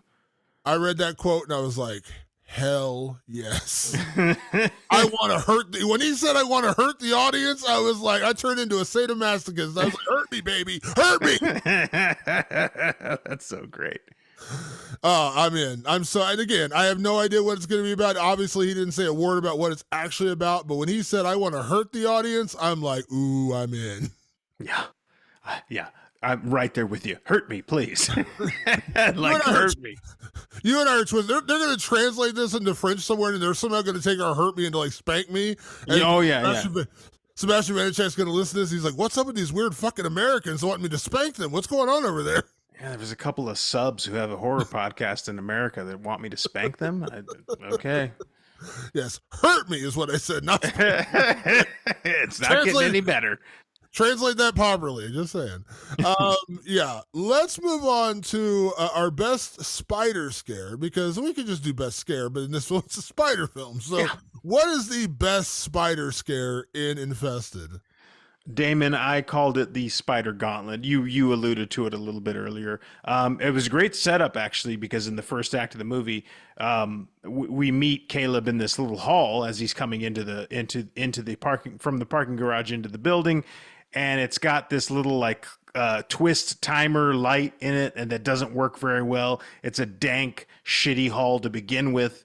And by the time shit has hit the fan and they are finally ready to get the fuck out of this building, the spiders are completely taken over the hall.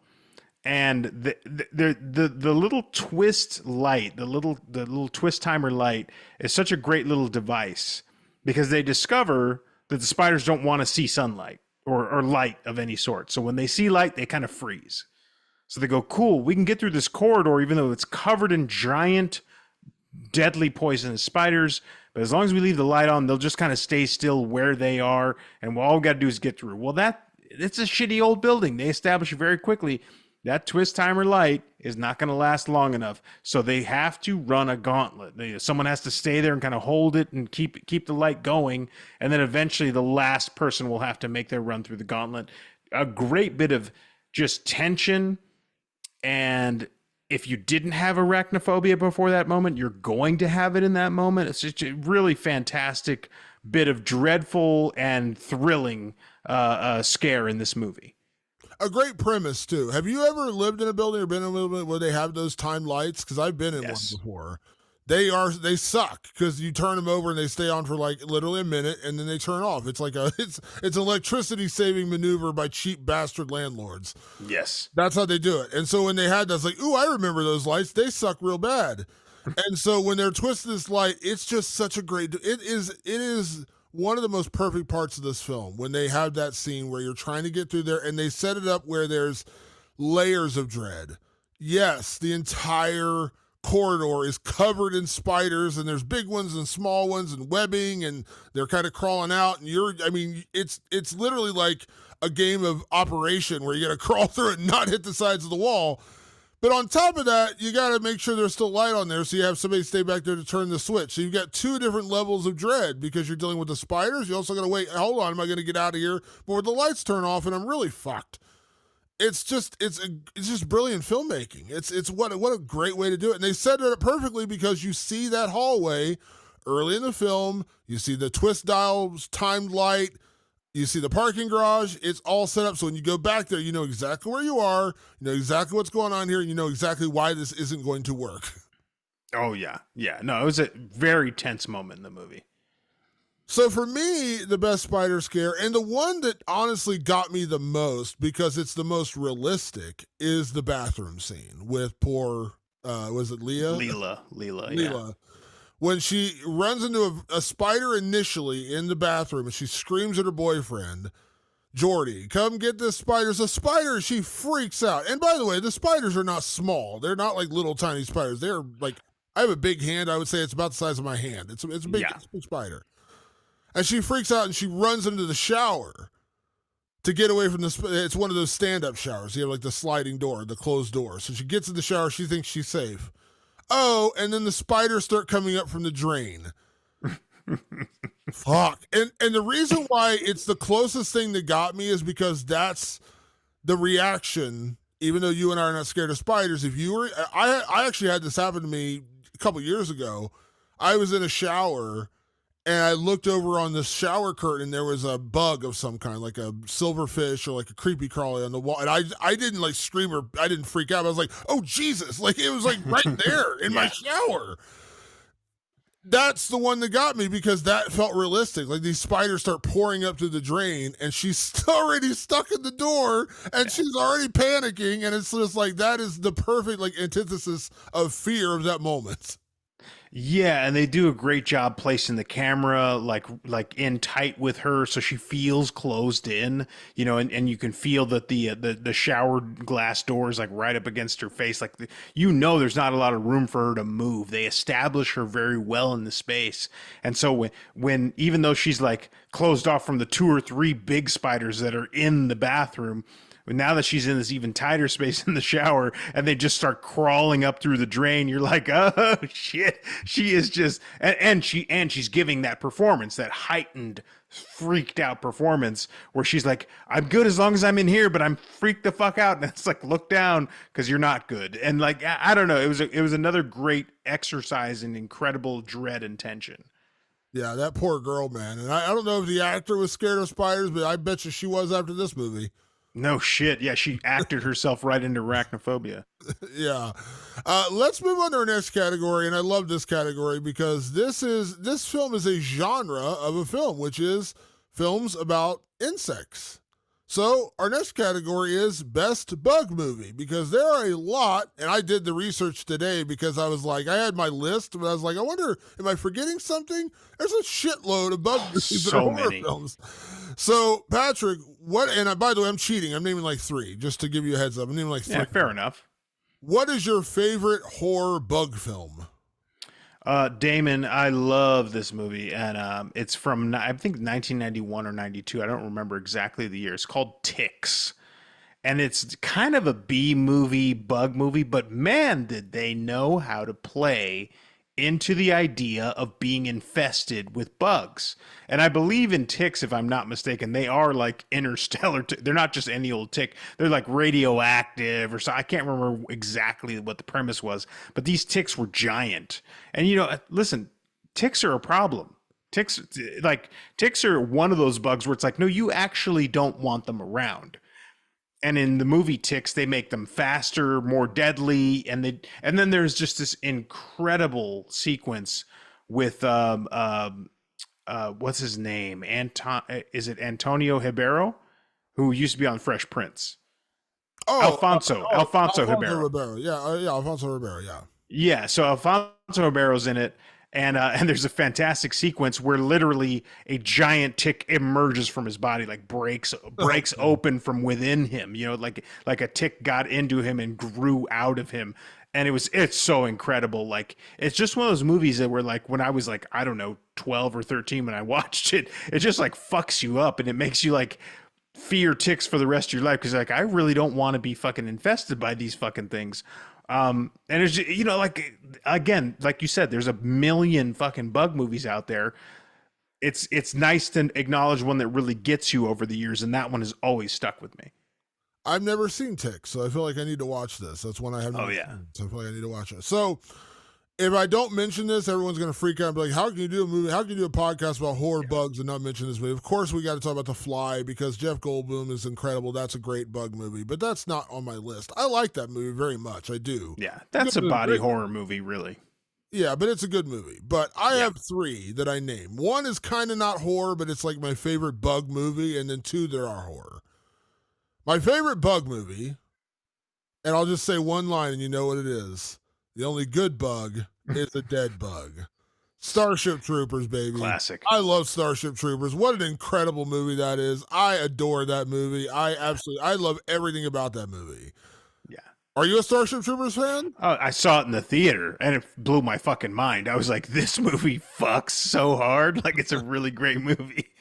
Yeah, the only good bug is a dead bug. It's just a great movie. I love it. So I know that's kind of tangentially horror a little bit, but it's for that. So also, I want to mention a great 80s classic with one of my favorite 80s actors who I got to meet a year and a half ago, with the great Tom Atkins, a movie called Night of the Creeps.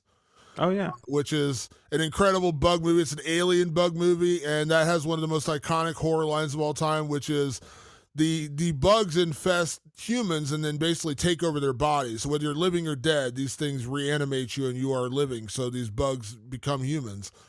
And he's in a sorority house and all their dates show up, and he goes, "Good news, ladies, your dates are here. The bad news, they're dead." Iconic 80s horror line. And then the other one I have to mention from 2006, and this is another alien creepy crawly movie, but I love it. From 2006, James Gunn's directorial debut, Slither. So good. I love Slither, and Slither has quite possibly one of my all-time favorite horror lines, which I cut for this podcast, Patrick. Oh, nice. This line cracks me up so much every time I hear it, and I had to cut it for this podcast. Here you go. Praise Jesus? That's fucking pushing it. This shit's about as far from God as shit can get. Either you ever seen anything like that?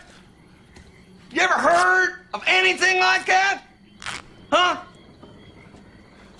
Me neither. And I watch Animal Planet all the fucking time. Me neither. And I watch Animal Planet all the fucking time. Slither's a good one. Slither's a great creepy crawly fucking get under your skin, super disgusting, like James Gunn pulling from his trauma roots to make a real disgusting high budget like horror movie. That's a lot of fun. Yeah, Slither's a great movie. Elizabeth Banks. Why am I forgetting? Oh my God, why am I forgetting his name? The lead. The guy, Michael Rooker's in it. Michael Rooker. Yeah, Michael Rooker's incredible. Dathan Fillion.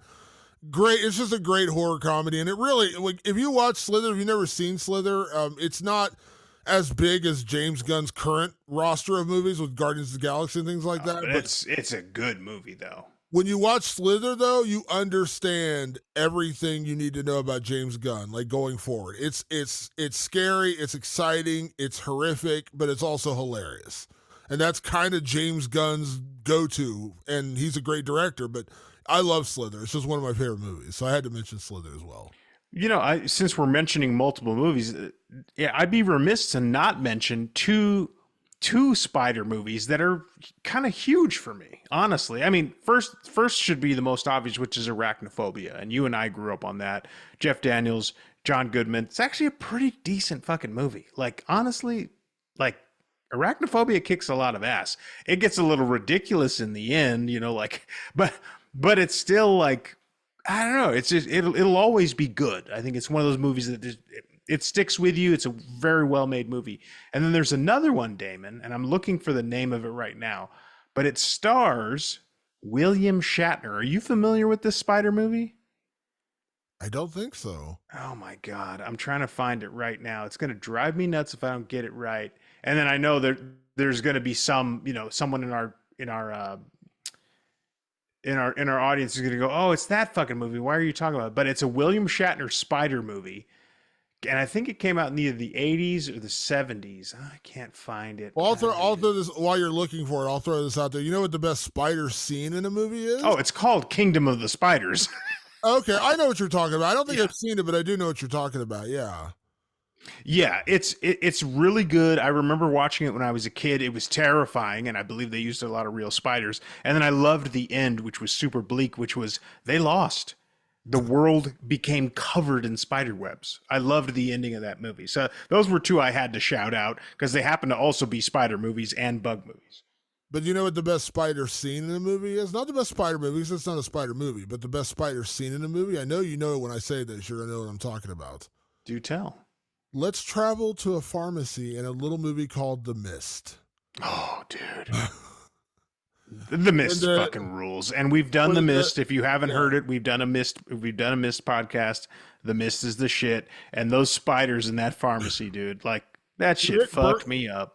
When it erupts out of that guy's stomach, when his whole body bubbles up with the spiders and they burst out, it is so disgusting and so that sends a shiver down my spine. Yeah, more like 100%. That idea turns into the body horror of the creepy crawl that's coming out of you. Oh, that freaks me out. No, that's too much. So good, so fucking good. For the great Frank Darabont fucking us up.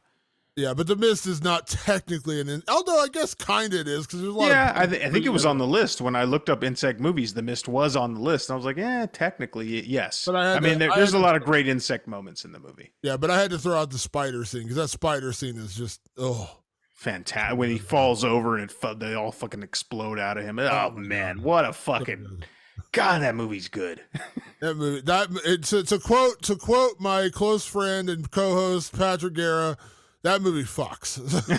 That movie fucks for sure. Let's move to our next category, and that is remake, sequel, or leave it alone. Patrick, I'm going to go first here and just throw something out. Okay. Talk to me. I went to the theater to see, I don't remember what I was seeing, some movie recently. I can't remember. Whatever we were. Oh, it was. I can't remember. Something we saw recently was in the theater. I'm breaking down what it was. But I saw the trailer for the new Speak No Evil remake. Mm-hmm. Now, I love James McAvoy. I think he's an incredible actor. And I'm cautiously hoping that they don't fuck it up too bad because the original Speak No Evil, which, by the way, the director from that Speak No Evil is now doing a movie with Sebastian Stan and Lily James, and I'm super excited to see what he does with that. Can't wait. But the original Speak No Evil is basically a perfect horror film. It is dread and one of the best endings in horror film history. That movie's mean. We're talking about mean movies. Yeah. That's a really mean movie. The fact they're remaking it 2 years later and Speak No Evil's in English really bothers me. So the category I'm going to eliminate here is do not remake this film. Please, God, no American filmmakers say, I saw Infested, let's make the American version. Fuck off. Right now, I'm telling you, fuck off. I don't care that it's in subtitles. You can read for an hour and a half. Fucko. Live with this movie. It's incredible. Do not remake it. That's my one. So I'm going to stop there and just say, please, for the love of God, do not remake this movie. Yeah, this is to leave it alone for me. Like, and also too, I think in the bug genre, like those movies don't beg for sequels. Like, they don't seem to be the kind of movies where you turn a bunch of. There's not like Ticks 7, or maybe there is, and I don't. It's entirely possible that that's the case. But they're just not movies where you're like, oh, we need to keep going back to the well of this. Like, it's a well-made movie. We'll make another Spider movie. Like you don't need to worry about it. Like, it's good the way it is. Just leave it alone. Yeah, and I'm not, listen, they're doing an Attack the Block sequel, and it's all the original people coming back, the original writer, director, John Boyega, everybody's coming back. And it's years later, of course, because that was before John Boyega was John Boyega. That was like one of his first movies. I think it was like his first role. I'm cool with it because I'm like, okay, I'm curious to see what they're going to do because I think Attack the Block is a brilliant film, one of my favorite sci-fi horror films ever. We reviewed it on this show, and we loved it. So Sebastian Vanacek, a couple years from now, decides to go back to the well and somehow revisit Infested with another version of the story, somehow carries it on almost an Evil Dead style where it's just another infestation of some other building in some other neighborhood, whatever, and he wants to do. He's inspired to do it. I'm cool with that because you can translate this story into sequels as long as you do them well. But I just want Sebastian Vanacek to be involved, whether he's the producer and he signs off on it or it's his idea. Otherwise, leave it alone. Because we just named 2 Spider films that came out almost weirdly like Immaculate and First Omen did. Spider films were big this year. Sting is a wholly different film from Infested, but they both involve spiders. Do that. Yeah. Do Sting, which is a good movie. I enjoyed it. I know you really liked it. I enjoyed it. Infested, which I really enjoyed, and you definitely enjoyed it as well. Do that. Do a spider film. Just don't remake Infested or don't do so. Leave it alone really is the answer, but I'll give a slight slide to sequel as long as Sebastian Vanacek is the one who wants to do it. Maybe Sebastian Vanacek's Evil Dead movie is Spider Deadites. Spidites. Give them to me. Give them all to me. I'm fine with that. Make it evil, make it mean. Let's go. Yeah, maybe I bet there would be one reference to spiders, like there'd be some sort of deadite spider situation, just to reference Infested, because why not? He's certainly good with it. You want to talk about something I just saw? This is so off subject, but I'm bringing it up right now. You know what I watched earlier today that was Point Break, which is an incredible movie. And I've seen Point Break 20 times, like at least 20 times, but I haven't seen it in several years. And there's a moment when they're talking about Bodhi, who is Patrick Swayze's character, and Keanu Reeves says, or I can't remember if it's Keanu Reeves or Lori Petty, one of the characters says, yeah, he used to work at Patrick's Roadhouse.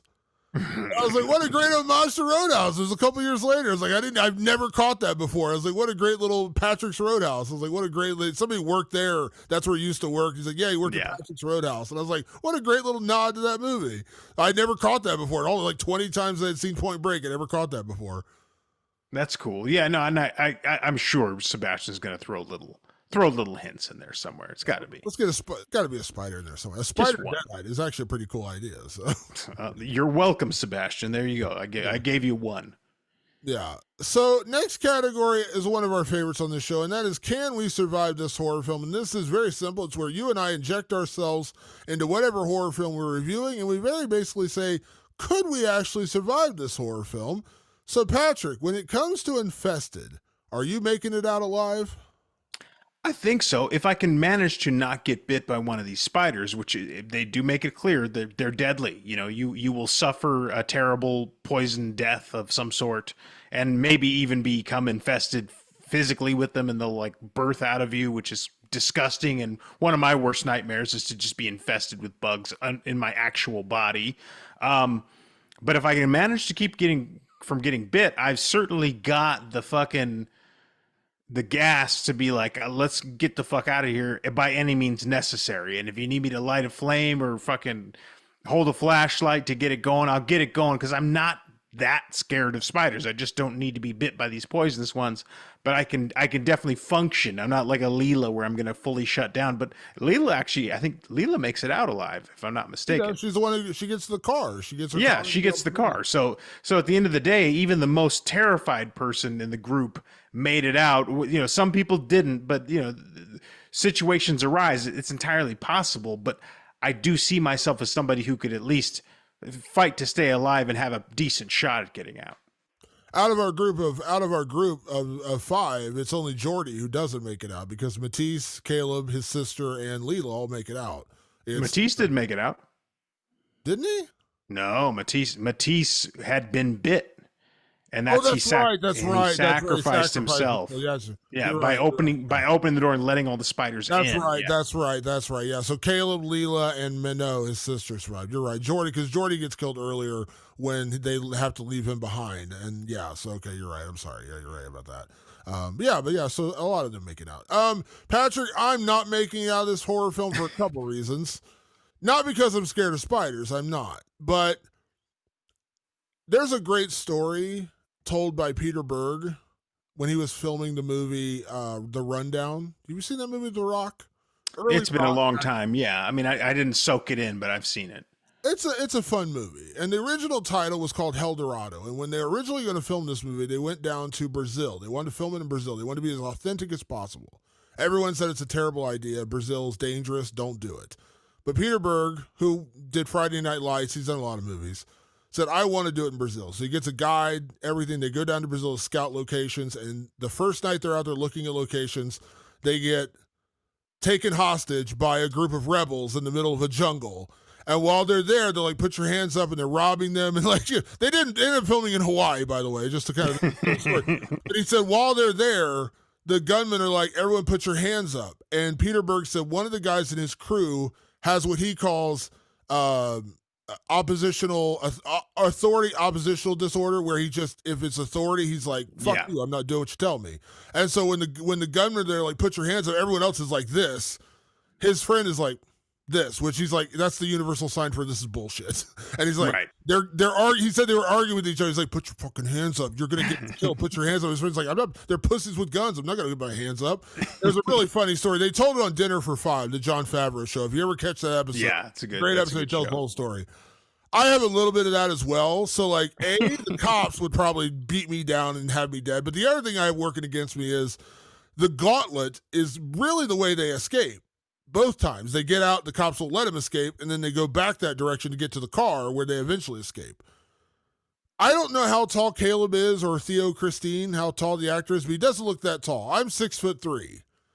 Unless I'm crawling on my hands and knees to make it through this fucking tunnel, these things are going to be on my head. I'm going to be touching the top of this tunnel with my big ass head. So just sacrifice me. Like, let me be the one to get sacrificed, because I ain't making out of this fucking tunnel. I just know it. I'll just go through and grab all the spiders. I'll run and grab and just run down the fucking aisle and then just take them with me, because I know I'm not making it.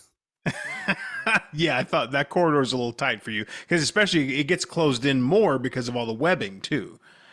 So it's even shorter than it already seemed kind of tight, and it's shorter now because of all the webbing from all the different spiders. It looked like a 6 foot tall like tunnel, and I'm 6'3" already, so I'm just fucked in every way, shape, and form. And now it's about 5'10" with all the spider webs. And that's where it works out, because you are a shorter guy. It works out well for you. This is what I would walk out upright. I would just stomp right through the middle. I go, this is great. I'm nowhere near any of these spider webs. This is one time where it pays off being skilo, is where it works out. It's a little bit taller. There are advantages and disadvantages to both of our heights. You're above average tall. I'm above average short, or I'm below average short. So, there's pluses and minuses for both. All I know is you and Kevin Hart are making it out of this movie, is all I'm saying. Yeah, I would have to pick up Kevin Hart. He's even shorter than me.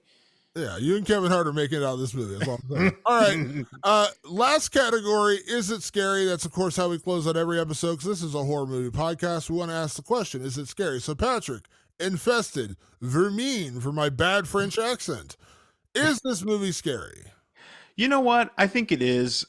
Even though, again, it wasn't like the reaction of a lot of the horror content creators was, this movie fucked me up so bad, because it's, I'm sure a lot of people do have bug phobias. I don't. But it's hard to deny how tense and how dreadful the movie is. It certainly has that element to it where it's like, even though I wasn't scared, There was a bit of a pucker. I would say there's a pucker factor of about 7, which is pretty decent. That's actually a pretty good. That's an above average pucker, Damon. You know what I mean? Where you're just like, man, this is tight. This is tense. I hope these people get out of this situation because it looks incredibly difficult. And let's be honest, nobody wants big ass fucking spiders running on their body. That happens multiple times in this movie, so it's gonna get you regardless. So yeah, this is a scary movie. It is. It works really well. Even if you're not scared of spiders like Patrick and I, it still works. The tension's great, and it continues to ratchet up throughout the entire movie. And then when you add in the extra layer of the cops basically trapping these people in their apartment when they have a route to escape, and the cops are like, no, you're not. That adds an extra layer of dread because now you're fighting against authority on top of fighting against the creepy crawlies that are just going to bite you and kill you. It's a great scary movie. It's a great creature feature, a great bug movie. This is a pretty spotless film. And again, it's not the deepest film. You're not going to walk out of there feeling profoundly changed, maybe. But not every film needs to do that. Some films just need to be fun, enjoyable horror films. I would say this goes a step above that because there are layers to it, as we mentioned earlier, with Caleb's character and with the whole socioeconomic message that comes in with the cops at the end. But overall, this is a good, scary movie. And again, I went in prejudging a little bit based on horror creators all saying it was incredible and my expectations of like the spiders are going to look really bad. I was blown away on both parts. You know what, horror creators? You were right this time. You know what, Spider Wranglers? You did a damn good job. Thank you, Spider Wranglers. Damon, before we close out, I did want to bring up one thing that's not actually related to Infested, and I think we've decided people should check it out if they can. Again, it's on Shudder in the U.S. and it's probably for rent. And then if you don't have Shudder where you're at in different parts of the world, try your Netflix because it might be on there. But I did want to bring up something because recently we had a run of the 2 Nun movies, and you and I got to talking about a lot of stuff, a lot of heavy topics, things that are maybe even slightly political, if you will. And this is not a political show. We don't get into that for the most part. But we did recently get a 5-star review on Apple Podcasts. Those are really valuable to us, folks. They actually mean a hell of a lot. If you listen to this show on a regular basis and you haven't gone and given us a 5-star review, please go do that. It actually makes us more visible to more people. That's how we actually are able to grow, and maybe we can get a sponsor again one day. That would help out. But I wanted to bring up that specific 5-star review because they said something pretty simple, which was, hey guys, just let you know, there's also a lot of like conservative people who like horror movies too. Love your podcast. Thanks so much. 5 stars. I appreciate that. And actually, I know what this guy's trying to say because I think during those Nun episodes, you and I were really letting clear how we felt about A, religion, and B, about, certain important things like women's reproductive rights and rights in general, and how people kind of get in the way of them. To that person who gave us the 5-star review, thank you. Thank you for letting us know. And I think you know that for the most part, we try to be pretty even-handed and tell people, hey, believe what you want to believe. It's all good. This is just how we feel about stuff. But I hope also that you get a chance to hear people talk about their ideas, because Damon and I are not going to be shy about it. We're not going to be shy about how we feel about certain things. Maybe you get a chance to hear it in a non-political forum like this and go, oh, you know what? They're not as bad at people as I thought they were. And I'm hoping that 5-star review kind of bridged a little bit of a gap there. A, it's important. We need the 5-star review, so I thank that person. And B, I'm letting them know I'm not really here to preach to you, but I'm also not going to hold back. And I think on some level, you got to respect that. You got to respect the fact that, like, hey, these guys are actually speaking their mind. And, okay, maybe I don't fully agree with them, but maybe I'm seeing things from a little bit of a different angle this time. So that was kind of something I wanted to get off my chest, because I did realize we never ask people to give us 5-star reviews. And I did want to address that one in particular because it's A, helpful to give us the 5-star review, and B, it addressed something that we don't do very often, but we certainly have done from time to time as we express some of our greater or bigger worldviews on here. But thank you for the 5-star review. And if you're listening to us and if you've gotten all the way to the end of the podcast with us, go over and give us a 5-star review on Apple. It really helps us out. Absolutely. And I really don't have anything I could add to that other than saying that We do appreciate the 5-star reviews, of course. We really do appreciate the support. We do get a lot of messages on Instagram and Twitter and places like that. People talk about how much they enjoy the show, and that means the world to us. You have no idea. It means everything to us.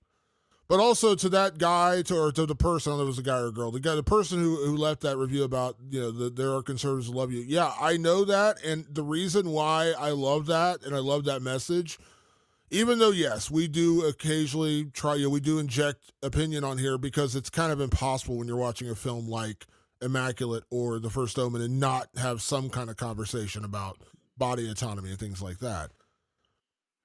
I know Patrick. He lives in Libby, California, but I live in Ohio. I live in a blue state. And one thing I love about horror and films in general, but horror particularly, is that horror is a genre that kind of transcends politics and religion and divide. We are so divided in this country. We are so utterly divided in this country. And I go to a lot of horror conventions. And when I'm hanging out in line waiting to meet Robert Englund or Kane Hodder or whoever, or I'm standing around looking at horror masks or toys or whatever, and I sit there and end up chatting with another horror fan, we can relate to each other. Man, I love that movie. Oh, did you see this? Did you see that? Love your t-shirt. Where'd you get it? Those kind of strikes up constantly at horror conventions, and I absolutely love it. And guess what? I don't give a crap who you voted for. I don't care who you're voting for next time. I don't care what your political beliefs are. We can just have that bridge built together where we just love horror. And that's true. And I think that is the beginning of like healing a lot of wounds, is understanding that we have more in common than we don't. That's right. Horror is a great way to bridge that divide because everyone who listens to this, we have to assume loves horror. And at that point, I don't really care. We can disagree on things. Absolutely, we can disagree on things, and that's okay. But guess what? We can still find common ground. If our common ground is horror, that's at least one thing. And maybe through conversation and meeting people and talking to people, maybe you find 2 things. Maybe you find 3 things, 4 things, 5 things. And then guess what? Okay, you're not going to totally agree on everything. Listen, there's musicians that Patrick likes that I don't like, and there's musicians that I like that Patrick doesn't like. Doesn't mean we're not still friends. That's the world we live in. We're not going to agree on everything. So find that bridge, and I think horror is a great way to do that. So yes, celebrate that person. Thank you for the review, and you're absolutely 100% right, and I celebrate that you said that because I think horror is a great way to bridge that divide that we have all felt in this country so much over these last 8 or 9 years, where it just feels like we are living on two separate sides of the aisle, when really we're not. We're really not. We are not that different. We may have some different we may have some different thoughts on ideology and things like that and some political beliefs. I get all that. We still have more in common than we don't, and horror is a great way to bridge that divide. You're really right, Damon. We do have way more in common than we don't.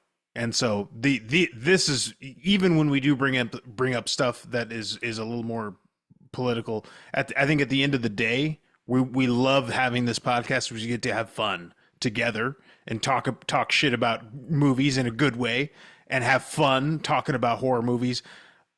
It's a good old time, and I want everybody to have a good time. And this is a place to come and have a good time with us no matter what. So thank you. Thanks to everybody who tunes in and listens. It's great. Yeah, this is an inclusive podcast. I say about horror. I've said that about horror for a long time. One thing I always railed against with horror was people like, that's not really horror. I want all horror. If it's kind of horror, I want to talk about it because I want more horror. Even if it's not totally like blood splattered Evil Dead, I still want it to count as horror. And I'm same thing here. I am inclusive. I want everyone to enjoy the show. So again, be clear. I want you all listening. So whether we agree with each other on everything, guess what? We all love horror movies. That's why we're here. I'm right. All right, folks, that is our episode for this week. We appreciate everyone tuning in. Of course, check us out on all of your favorite podcast platforms, Apple Podcasts, where you can give us a 5-star review. Spotify, we actually do get a lot of comments on Spotify. I always try to publish them on there because I control the Spotify. So if you leave comments on there or questions, please do. I read them all and I publish them all. So please do leave messages on there as well. And of course, over at our YouTube channel, that's another big one. If you can subscribe over there, even if you don't listen to the show on YouTube, but you have a YouTube account, just subscribe. It does really help us in terms of search results and things like that. We were very late to the game with our YouTube channel, so we're kind of, basically, playing behind with our YouTube channel. So if you have a chance to go over and like and subscribe, that please do. And if you have questions, comments, movies you'd like us to review, tell us how much we really have in common. Send us an email, rotlivingdead@gmail.com. That's rotlivingdead@gmail.com. And you can also find us on our own personal social media channels. I am at Damon Martin, and you are? At Director Patrick. And as always, we want to say a big thank you to everyone that tunes into the show. We will be back next week with another edition of Rewind of the Living Dead. Thanks so much for tuning in, and we will see you then. Au revoir.